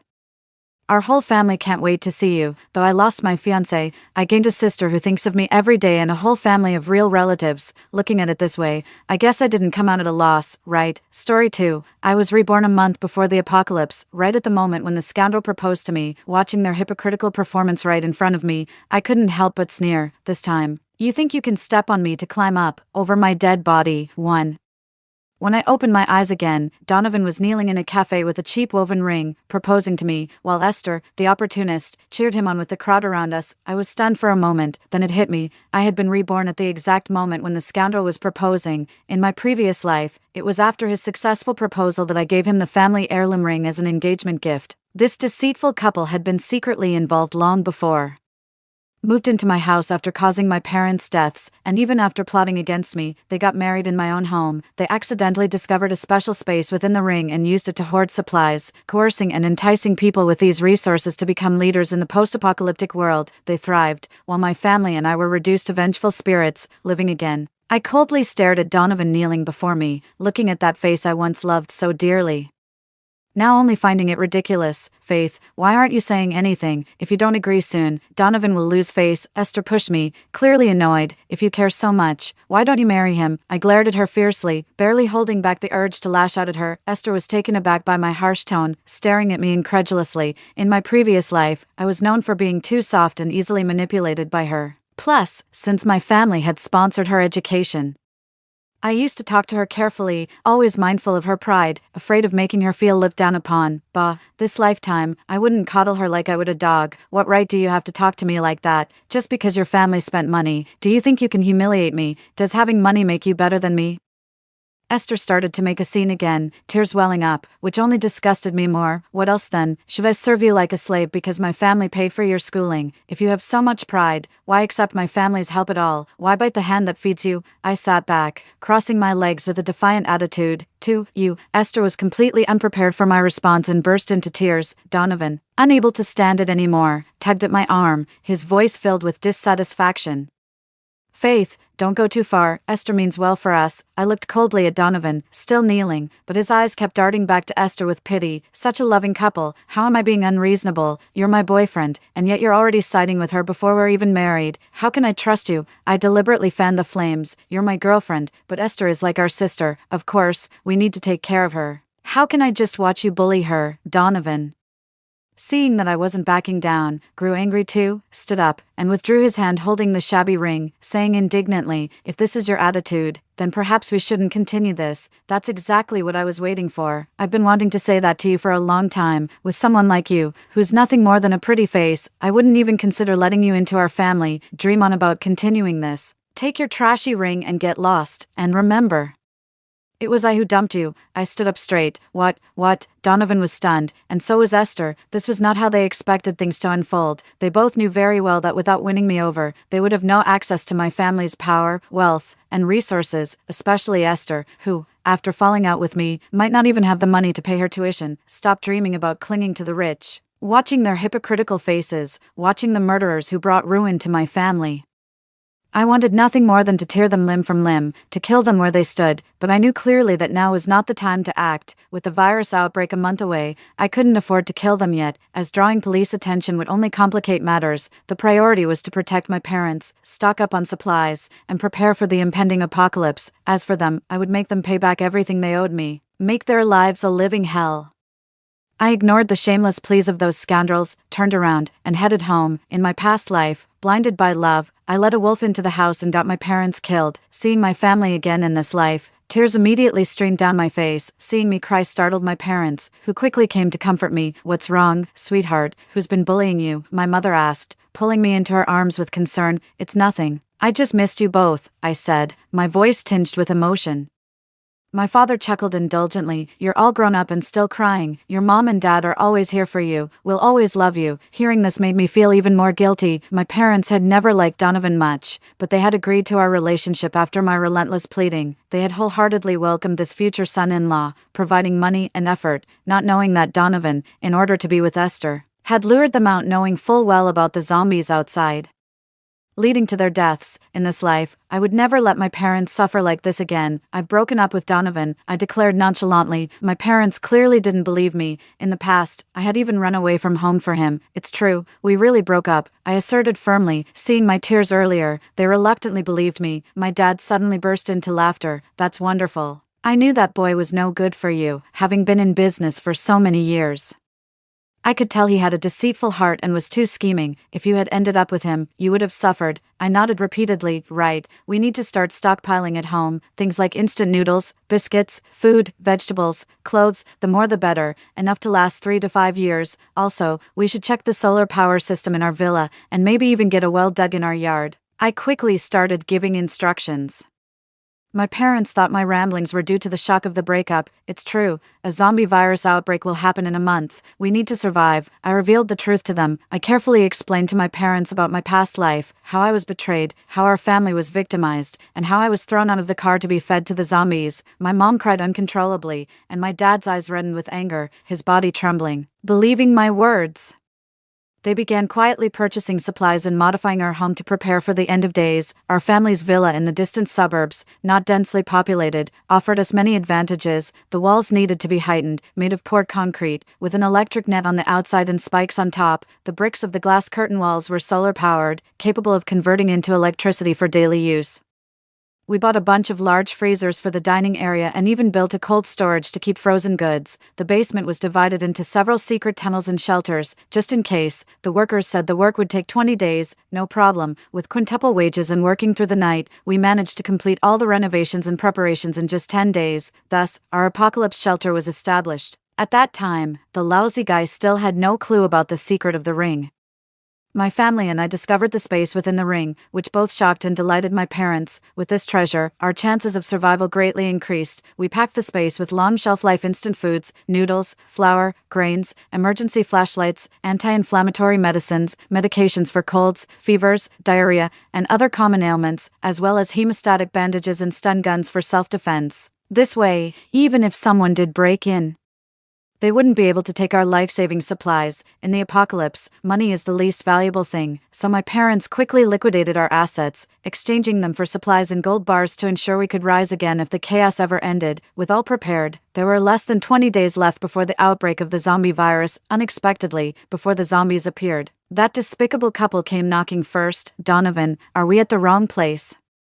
Faced with the nearly 10-meter-high wall, Esther and Donovan were silent for a full half-hour. If not for the GPS repeatedly confirming their arrival at the destination, they would have suspected they had ended up near a prison, with its high walls and barbed wire. Anyway, we need to clear up this misunderstanding, otherwise, it's going to cause a lot of trouble for you. Esther, Donovan said insincerely. Esther nodded hurriedly and then dialed my phone. If worst comes to worst, I'd just appease them for now and secure the living expenses first. At that moment, I was inventorying over 100 boxes of snail noodle, crawfish-flavored noodles, compressed biscuits, nuts, instant noodles, milk, and frozen steaks. When my phone lit up and I saw Esther on the screen, I decisively hung up. She called again, and I hung up again. Repeating this 3 times before I finally blocked her, she was just slowing down my stalking speed. 500 bottles of white liquor, 250 bottles each of strong and light aroma types, 200 cases of beer, 600 packs of cigarettes, 200 kilograms of tea, 500 kilograms of sugar. These were all valuable commodities in the apocalypse. As I inventoried them, I categorized and packed everything into the space with my parents, and let's not forget about various seeds for plants and crops. Food supplies will run out, but with seeds, we can grow an endless supply. There were also various books like Crop Cultivation Manual, So Breeding, Medical Encyclopedia, Wilderness Survival Guide, along with my favorite comic books, and novels about corporate tycoons, and game cartridges. I was bustling about inside the house, completely unaware that outside, Esther's face had turned stormy, on the other end of the phone, listening to the busy tone. Esther was almost grinding her teeth in rage. What's so great about Faith's family? They just paid for my tuition and living expenses. Just because they have money, they look down on people, she thought. Donovan, seeing his sweetheart distressed, comforted her. Don't worry, Esther, once I deal with Faith and take over their family business, you'll never have to suffer again. He confidently pressed the doorbell of our family's villa, already armed with a plethora of sweet nothings, and then he was electrocuted. I had modified the doorbell into a stun button. A whopping 2,000 volts of electricity knocked the jerk to the ground instantly, his hair standing on end, hands curled like chicken claws, eyes rolling back. Donovan, what's wrong with you? Esther, seeing Donovan convulsing and foaming at the mouth, was terrified. She pulled out her phone to call the police or an ambulance, but suddenly, there was no signal at all, because I had turned on the signal jammer. Our villa was incredibly isolated when we bought it, far from any village or store, with the nearest detached neighbor a mile away, surrounded by tall trees and bushes. It sounds nice to say it's well-greened, but frankly, it's a place where not even birds would poop. No, birds do poop. A crow, appearing from nowhere above, cawed loudly as it flew by, dropping its waist midair. It landed squarely on Esther's face, nearly falling into her mouth, causing her to curse vehemently without any regard for her image. Before she could recover, suddenly more crows appeared, hovering above her. They unleashed a barrage of droppings like rain, covering her from head to toe. Donovan, standing below, didn't escape either. It was I who played some crow-sensitive sounds to lure them over. Both of them hadn't even stepped through the door when they were drenched in a mix of yellow and white bird droppings, the watery kind, which startlingly woke Donovan up. Esther was shocked, scared, and disgusted, dodging and yelling in a terribly awkward plight. My parents and I watched their embarrassing ordeal on the surveillance camera, laughing heartily from inside the house. Faith, how did you come up with this idea? Putting laxatives in the bird feed? Ha ha ha, brilliant. Look at Donovan, totally baffled as he got up from the ground, his hair looking like it was styled with aluminum foil. Ha ha. My dad was laughing so hard he couldn't straighten up, and my mom was wiping tears from her eyes. As they laughed, the old couple couldn't help but cry. Esther and Donovan, 2 individuals whom they treated as dearly as their own daughter and as a future successor, ended up betraying us, leading our family to ruin. Moreover, in a past life, Esther and Donovan usurped our family's house, using its advantageous location to survive until they discovered a new realm and began to thrive. Now, how could I let these 2 swines covet my family's sanctuary again? So I decided to take the initiative. As they were cursing outside the door, the high gate opened, and I walked out. Accompanying me were some extras my parents had paid a hefty sum to hire. The show was just beginning. Seeing me, Donovan, remembering the mess he got into while looking for me, instantly flew into a rage and started berating me. Faith, what do you mean by this? I genuinely brought Esther here to apologize to you and to clear up our misunderstanding, and you didn't open the door for ages. And then, he was cut off mid-sentence by Esther, who tugged at his sleeve, only then noticing the dozen or so men in black suits and sunglasses behind me, each looking menacing with the leader sporting a long scar on his face, facing this formidable group. Donovan swallowed hard and instinctively took a step back. "Do you guys know this young lady?" the leader asked. His voice raspy and gruff as if choked with phlegm from 1982, cold and ruthless. His followers, with tattooed arms and thick gold chains, looked ready for violence, almost blatantly broadcasting their mafia affiliations. Before Donovan could speak, a sack dropped from one of the men's hands, spilling out a bloody arm. Esther screamed in terror and hid behind Donovan, trembling. "What's your relation to this young lady?" "Her parents fled after failing in their business and borrowing a huge sum from us at high interest rates. We've come to collect the debt, a life for a debt. Since you know her, you might as well stay." The leader sinisterly smiled, his acting quite convincing. "Donovan, save me," I grimaced, recalling all the misfortunes of my past life, finally managing to squeeze out a few tears. Donovan and Esther, petrified, watched as I was held by the mafia. The image of the arm in the sack sending chills down their spines. No, I don't know her," Esther stammered, hastily trying to distance herself from me. I pretended to be shocked, my eyes wide as I looked at her, then turned with an expectant, pleading gaze toward Donovan. Donovan hesitated for only 3 seconds before he declared, "I know her." Oh, I was quite surprised, and the gang members also watched him with interest. "She's the other woman. The kind who ruins relationships with girlfriends. I'm here today to confront her. Don't believe me? Look, this is my girlfriend," Donovan said, pointing at Esther and lying effortlessly. His acting was Oscar-worthy. Even the gang members were taken aback by his performance. "So, boss, I'm with you guys. We all have a bone to pick with Faith's family. Look at what she's done to me," Donovan said, pointing to his messed up hair. His logic scoring full marks. "You make a good point." The lead gang member nodded thoughtfully, pleased Donovan greatly. Suddenly, the boss slapped Donovan twice, back and forth across his face. "But I'm not one for reason," the boss said coldly. "I might look the part, but I'm not the one you deal with. What do I care if she's the other woman or the fourth woman?" "Why are you hitting people?" Esther asked weakly. It was my turn to step forward and I slapped Esther twice as well, sending her stumbling to the ground. When did the real girlfriend pop up? I had no idea, and a real girlfriend helping her boyfriend propose. "Looks like you really love being cheated on," I said coldly, staring at Esther. My eyes were filled with murderous intent, and Esther was terrified. "Faith, why do you have to be so harsh?" Esther cowered, not yet recovered from the shock, and received 2 more slaps from the boss. "Weren't you saying you didn't know her? How do you know her name now? I hate liars the most."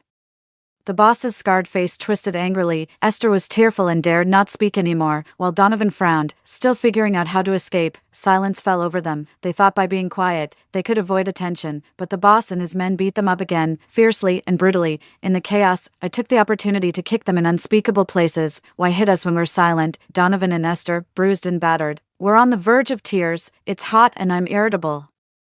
"Don't mess with me if I'm not smiling," the boss said coldly. "Why don't you hit her?" Esther trembled, pointing at me. The boss raised an eyebrow and smirked. "You think I'm a fool? She's my creditor. If I hurt her, who will pay me?" That made perfect sense, and they were left speechless. "Boss, now that these kids have discovered our base, what if they talk and the cops come knocking? Might as well finish what we started," one of the gang members suggested, making a throat-slitting gesture. The gang leaders looked menacing, and Donovan and Esther's legs gave out. They never imagined that a simple scam at my house could lead to their heads rolling, crying out loud in fear and begging for mercy. "Faith, you jinx, it's all because of you that I ran into these gangsters," Esther cried bitterly, tears streaming down her face. "Why did you come looking for me?" I asked, puzzled. "Of course, for living expenses. Faith's family promised to support me until I graduate from college.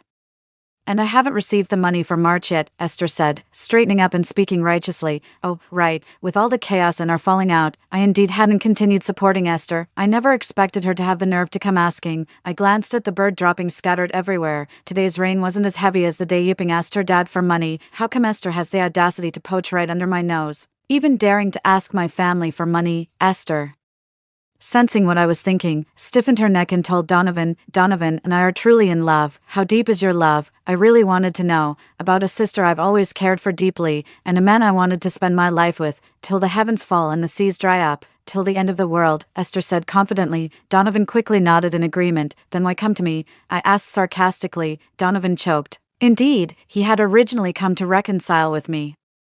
How could he support his beloved Esther without money? But he quickly argued, I was worried you might mistreat Esther, so I came with her. She is my true love. To die together. Big Brother Tattoo, intrigued, leaned forward with his machete, its cold gleam reflecting their anxious faces. Donovan remained silent, while Esther shakily nodded. Big Brother Tattoo mused, isn't that like sealing your fate? Damn, Big Brother is a genius. Why didn't I think of that, seeing their steadfast love? I suddenly had a new idea, to lock this star-crossed pair in fate. Only about 10 days left until the zombie virus outbreak. I figured all I needed to do was secure my family's shelter and lie low. Instead of exacting revenge myself, wouldn't it be more satisfying to let them destroy each other? I had the guys stage a dramatic scene with hammers, machetes, chainsaws, and axes. The leader, smoking a cigarette, calmly asked Donovan, only one can live. Who do you choose? Donovan didn't hesitate to choose Esther. He was with me just for money anyway. Now that he saw my family was bankrupt, and with no house or money left, getting involved with the underworld could even cost him his life. Only a fool would choose me. So the guys, wielding their weapons, dragged me into the villa because of Donovan's choice, deciding to kill me. Inside, we set up a table and played cards while pretending to be in distress. The guys banged on metal, and I screamed dramatically.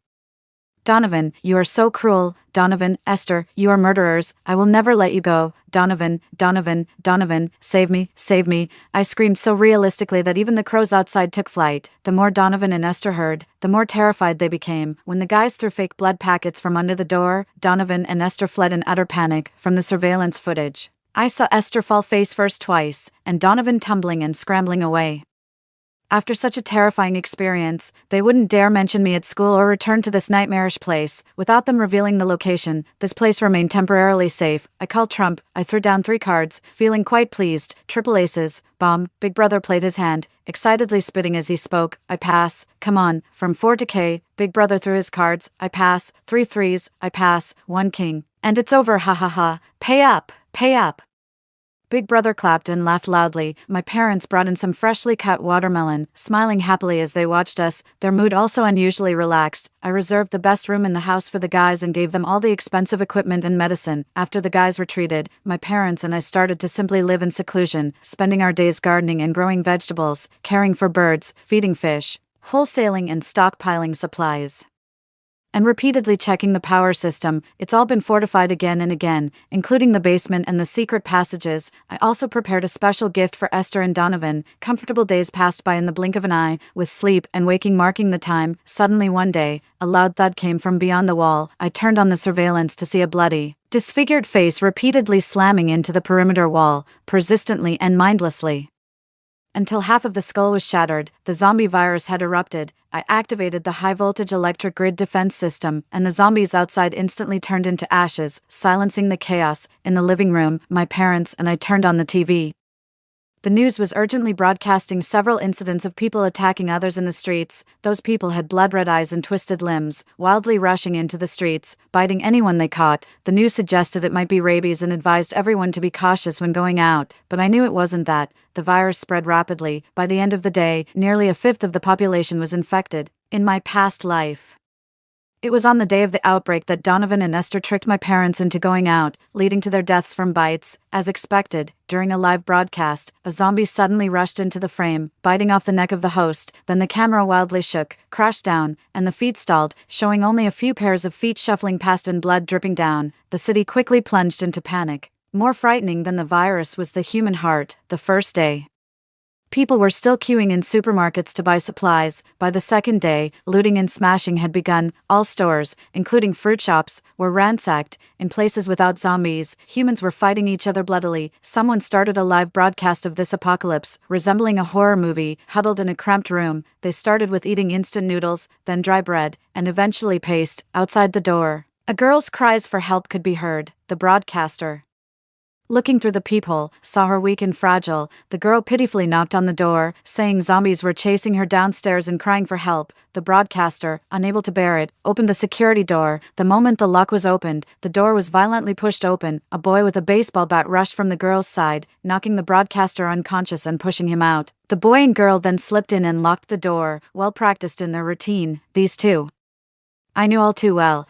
It was Esther and Donovan. It seemed this was not their first time using Esther's frail image as bait to trick kind-hearted people into opening their doors, then taking over their rooms and resources. When they ran out of food, they would move on to the next target. I never expected them to be so vicious in the second life. Damn, looks like this guy was broke. There's nothing here but a few bags of flour. Donovan grumbled discontentedly. Esther, a bit frightened, tried to comfort him. They eagerly scavenged for food, unaware that the phone live streaming everything was still on. Unfortunately, Esther couldn't cook. The precious flour of the apocalypse was ruined by her, and Donovan struggled to swallow it, complaining as he ate. Outside, there was more knocking on the door. The original owner of the house had woken up, pleading outside, "Let me in, please let me in, the zombies are coming up." The video captured the original broadcaster's woeful cries, which soon turned into screams that gradually weakened. Inside, the two listened to the wailing and fighting outside, along with the banging against the security door. They stoically ate the disastrously messy dumplings without changing their expressions. "They're such bastards. This is murder. Where's the humanity?" Mom and Dad pounded the table in anger. I shook my head, picked up a sizzling piece of grilled meat, and placed it on their plates. "They won't be arrogant for long. One's a selfish diva, the other, a vicious egomaniac. Right now, they're just bound by mutual benefits. If they were on opposing sides, would their bond be as strong as gold? Just wait and see." Mom and Dad sighed, then lowered their heads and happily took a bite of the pork belly. I placed small sausages on the grill, followed by mushrooms, potato slices, beef skewers, and chicken cartilage. The delicious aroma of the barbecue dispelled the gloom of the zombies roaming outside. Especially when compared to the pasty dumplings shown on the livestream, our barbecue smelled even more tantalizing. The livestream continued intermittently as the power supply in the high-rise became unstable and the indoor temperature once spiked to 40 degrees, turning the water murky and unreliable. Outside, the zombies' howls and banging could be heard, despite the security door being theoretically hard to break through. The intermittent pounding still made us anxious and tense, especially during the dead of night when a sudden loud bang would make it seem as if the monsters could break in at any moment, causing sleepless nights. The remaining flour became even more precious. Esther and Donovan learned to eat boiled paste like noodles, starving and parched. However, the original owner of the house, possibly killed by them, seemed to linger outside with a persistent spirit, preventing them from finding a new refuge. They knew that if they didn't leave, even if they weren't bitten by zombies, they would starve to death trapped inside. I surveilled their location with a drone. Traffic had come to a standstill, and the entire city seemed frozen, with only zombies shuffling aimlessly. Any noise would attract a swarm of them, turning those once brightly dressed people into decaying walking dead. Esther and Donovan drew large SOS and alive signs on the windows, hoping for rescue. The only time there was a disturbance, a zombie climbed up to the third floor and almost shattered the glass. They hid under the table, not daring to make a sound as they watched the zombie's rotten face press against the glass, nearly driving them insane. From then on, they dared not sleep during the day, constantly on edge as if living years in a day. Meanwhile, I lay comfortably in an air-conditioned room eating ice cream, watching a Crayon Shin-chan movie on a 70-inch projector. My parents were in the next room watching a patriotic war drama, occasionally bursting into laughter and discussing the plot. The room temperature was around 26 degrees, and the scallions I planted a few days ago were thriving on the windowsill. Since our villa was located in a remote area, the risk of infection was minimal. Occasionally, a few zombies, possibly mutated neighbors or housekeepers, would stagger into our property only to be electrocuted by the high-voltage security. Unable to even approach the fence, in this apocalypse-safe house, I spent each day deciding what to eat, and in just half a month, I had gained 8 kilograms. My parents, having retired from years of business, were enjoying a rare relaxation and time together, observing the chaos and bloodshed outside. We couldn't help but reflect on the stark contrasts of life. My daily pleasures included binge-watching shows, snacking, watching apocalypse live streams, and surveying the city with my drone. I recorded the coordinates of survivors, airdropping them life-sustaining food, except for Esther and Donovan. When they were nearly starved and on the brink of a mental breakdown, I sent them a gift, a location of a shelter sufficient for months of survival. This was a room I had previously rented and then remodeled, stocked with food and supplies, prepared for them, a tomb of love, just a kilometer away. To know the entry code, they had to lock each other up. Yes, literally lock each other up. To open the door to the house at that address, they had to first chain themselves together with a chain I had prepared in advance. Only then would the sensor door open. I remember when this couple came to me, they had said they loved each other to the ends of the earth, that they would stay together even in death. Of course, I was only too happy to oblige them. In this apocalypse, I offer you eternal love. 10. Despite their skepticism about the mysterious letter delivered by the drone, they had no other choice, but the room they were trapped in was cut off from water, electricity, and food supplies, so they fought their way through, barely managing to eliminate the zombies at the door and hijacked a car. Under relentless pursuit by hordes of zombies, they finally made it to the address I had given them. The place was surrounded by surveillance cameras I had set up. I watched as zombies, screeching behind them, reached their hands through the door. Donovan held the door firmly against them, and the zombies' hands were severed, twitching on the ground for a few moments, unaware of pain. The zombies continued to pound fiercely, their noise attracting even more of them. "Are you done yet? Hurry up, hurry," Donovan urged, sweating profusely. It's done, Esther," with a crying voice. Tremblingly chained their feet together with the 2-meter-long chain I had prepared. As soon as the chain was secured, the sensor door beeped open. Donovan and Esther exchanged a glance and immediately dashed inside. Donovan ran quickly, Esther slower, and their mismatched pace almost tripped them over the chain. Donovan rushed through the door first, and with no one to hold it, zombies immediately followed, although not very fast. The narrow corridor almost allowed several zombies to catch Esther. Esther, panicked and frightened, was about to enter the door but accidentally fell at the entrance, screaming for help in terror. Donovan, who was about to close the door, saw Esther lying at the entrance and the zombies about to pounce. Gritting his teeth, he pulled on the chain with all his might, dragging Esther inside. The moment the door closed, the zombies slammed heavily against it. The two collapsed on the floor. Relieved to have survived, when they regained their senses, they noticed the room was full of supplies. Esther, who hadn't eaten in days, started devouring the food without concern for her appearance. Donovan, while eating bread, looked at Esther with a hint of disdain as she smacked her lips in a messy state. Eventually, he couldn't help but say, "Esther, you fell just now and almost got us killed. Do you realize that?" Esther paused, incredulously looking at Donovan, and asked, "Donovan, are you blaming me?" Donovan pursed his lips, glanced at the chain linking their feet, and said nothing more, but his meaning was clear. Esther took a deep breath and said sharply, "If you hadn't run so fast, I wouldn't have been dragged down. My ankle got scraped when you pulled me through the door, and I haven't blamed you. How can you have the nerve to blame me?" Donovan didn't respond, but Esther kept talking until Donovan begged for forgiveness and admitted his mistake. Sitting in the basement of my villa, I turned off the lights and plugged in my PS5 to play Dark Souls. As I explored ruins and slaughtered monsters in the game, I listened to Esther's neurotic ramblings and Donovan's subdued arguments through the monitor, feeling the cracks forming in their love, which was supposed to be stronger than gold. 11, based on the progress bar of their previous life. Their love should have heated up quickly in this apocalypse, leading them to form an alliance and become a couple united forever, but all of this was predicated on them seizing my family's wealth and treasures. In a world where survival hinges on endless supplies and secure refuges, the allure of resources motivates the rise of leaders in a post-apocalyptic era. The once nameless individuals, now constantly living in fear for their lives, are left with nothing but endless mutual recriminations. More terrifying still is the short chain, barely over a meter long, that forces them to be together at all times. Esther enjoys sleeping in, while Donovan is accustomed to early morning workouts, turning every morning into a battleground of arguments. Donovan prefers quiet, but Esther talks incessantly. In their spacious 3-bedroom apartment, the chain prevents even a moment of solitude, as Donovan can't even shut a door to find peace. Donovan, a northerner, prefers noodles, while Esther only likes rice. Neither of them can cook, so they subsist on fast food, constantly blaming each other. As time goes on, one wants to sleep while the other needs to get up, one wants to bathe while the other wants to watch TV, one is hungry, the other just wants to lounge around. Even turning over in bed can wake the other due to the chain on their legs. I watch as their relationship evolves from affectionate glances to boredom, annoyance, disgust, hatred, and then enmity. I hide in the shadows, relishing their gradual breakdown.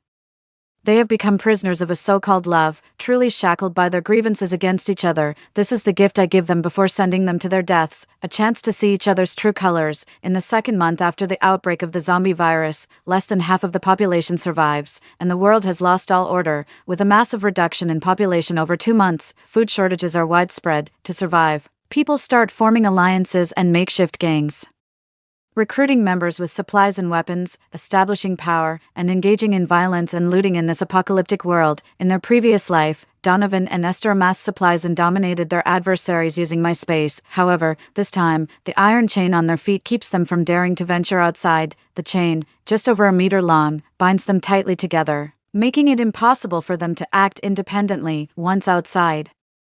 Their chances of survival are almost nil due to their impaired mobility, forcing them to cower in a small room. They try cutting the chain with knives, burning it with fire, and smashing it with hammers, but the noise attracts zombies who furiously pound on their door, yet the chain remains unbroken. The room is still stocked with supplies, but their spirits are at a breaking point. The two are bound together even for basic needs like bathing and using the toilet.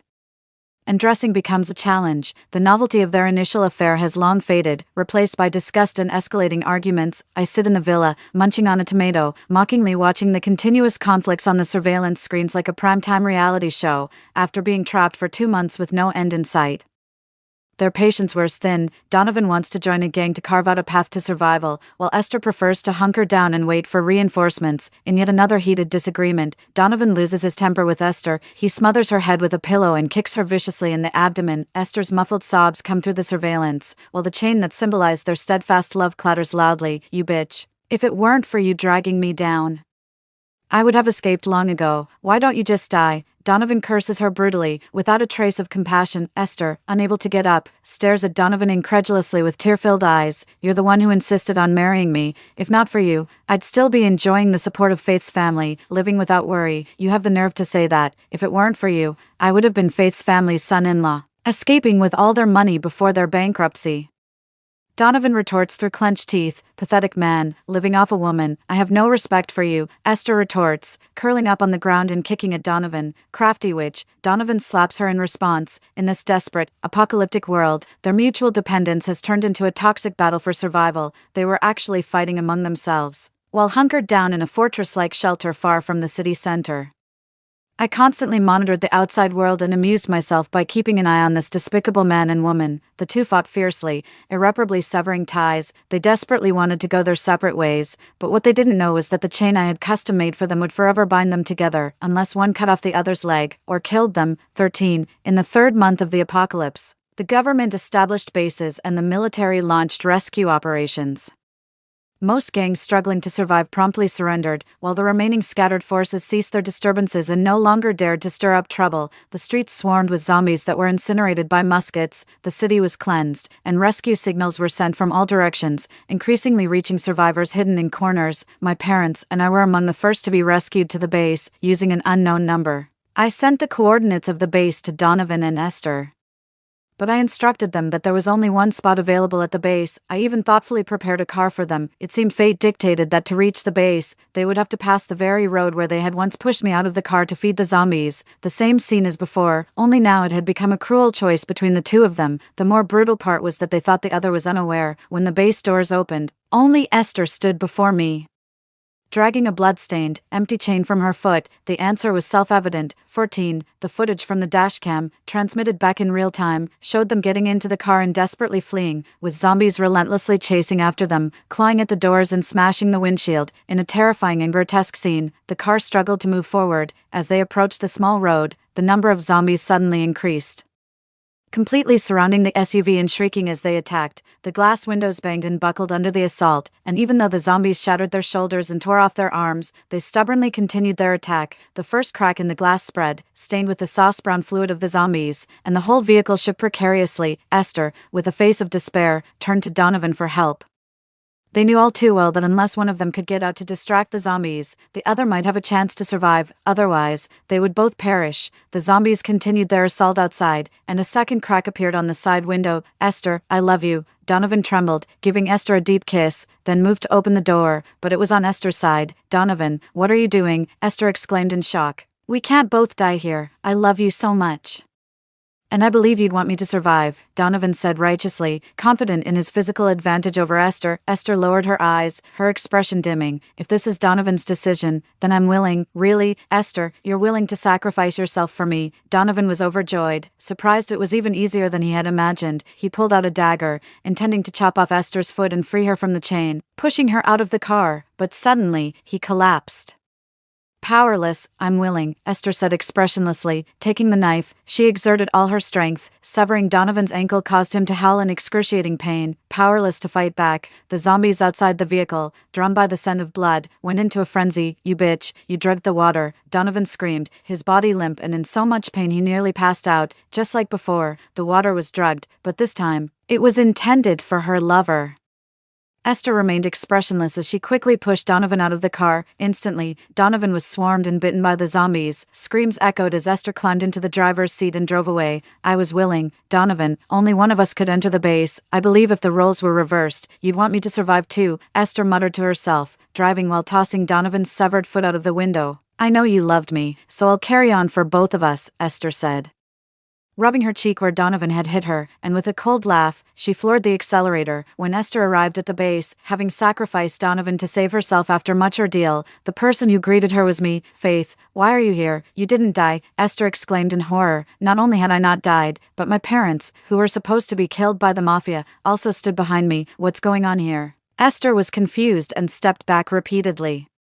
Weren't we supposed to love each other till the seas dry up and the rocks crumble, till the end of the world? I scoffed. Looking down at the chains on her feet, Esther looked up incredulously. You knew everything. I stood my ground, neither confirming nor denying. Are you the mysterious person who provided us with the safe house address? Esther staggered, almost falling in shock. I continued to smile. The chains on our feet. Did you prepare those too? Esther asked, trembling.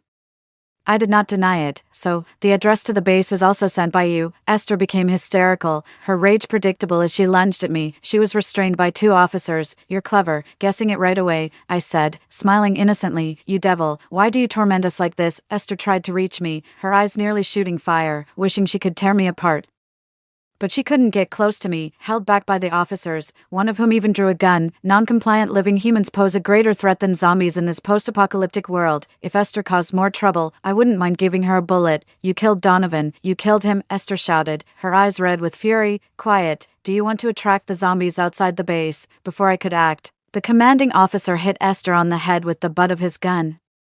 Esther fell to the ground in pain, holding her head and sobbing pitifully, but as someone from a previous life destroyed by Esther, I only found it laughable. I looked at her mockingly. How could I have killed your Donovan? It was you who fed him the drug drink. You were the one who cut off his legs and threw him alive into a horde of zombies. I accused. Stop. Just stop. You're lying. It wasn't me. Esther covered her head, collapsing as if she had only just realized that Donovan was indeed dead, and it was by her doing. But you did survive, didn't you? I mocked. Survived by sacrificing your lover. I laughed heartily, my tone tinged with cruelty. In the survivor base, where resources were tight and space extremely limited, Esther was assigned to a shared room for 12 people. It had no windows, no sunlight, just barely enough space to stretch out her legs to sleep. Why should we, the poor, have no dignity?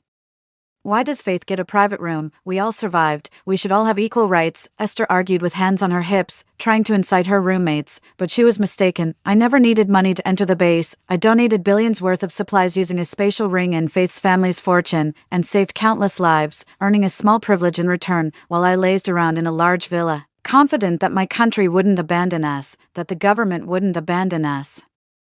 I believed that humanity would not be overwhelmed by this crisis, having survived numerous severe challenges throughout history. Thus, during these apocalyptic times, I compiled a list of survivors found by drones over the past 2 months and handed it over to the government. That's why humans could counterattack so quickly. Why in this era, half of the survivors managed to escape doom, Esther continued to rant. The people in the room looked at her as if she were a fool.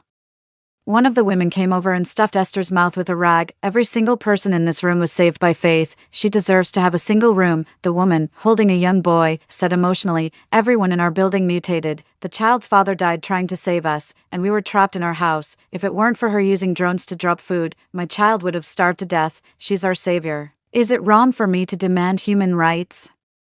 Why should there still be distinctions of class at the end of the world? Why should I live in such a wretched place? Esther spat out, her demeanor having changed drastically since killing Donovan, revealing her true, brazen, shameless self. Why don't you consider where the soldiers who rescued you are living? Have you thought that if this room housed only 6 or 4 people, you wouldn't have had a chance to enter this base at all? Another girl in the room said angrily, glaring. The girl, known as Number 11, had been trapped in a pantry surrounded by zombies and nearly died. A young soldier broke through the encirclement to rescue her but was bitten and begged the girl to shoot him in the head. Survivors of this apocalypse, having endured nightmarish attacks and brushes with death, cherished the opportunity to stay in the base and the hard-earned chance to continue living, grateful for the glimmers of humanity that shone through. Confronted by Esther's ungrateful attitude and thinking of those who had sacrificed themselves for their survival, Number 11 could no longer hold back. I don't care what Faith has, I want it too. Esther lunged at me violently. Slap. Was I too kind to you? I said, looking at the obstinate Esther, and fiercely slapped her to the ground. Everyone owes you. Is that it? Treating you like a sister. Caring for you in every way because we looked down on you.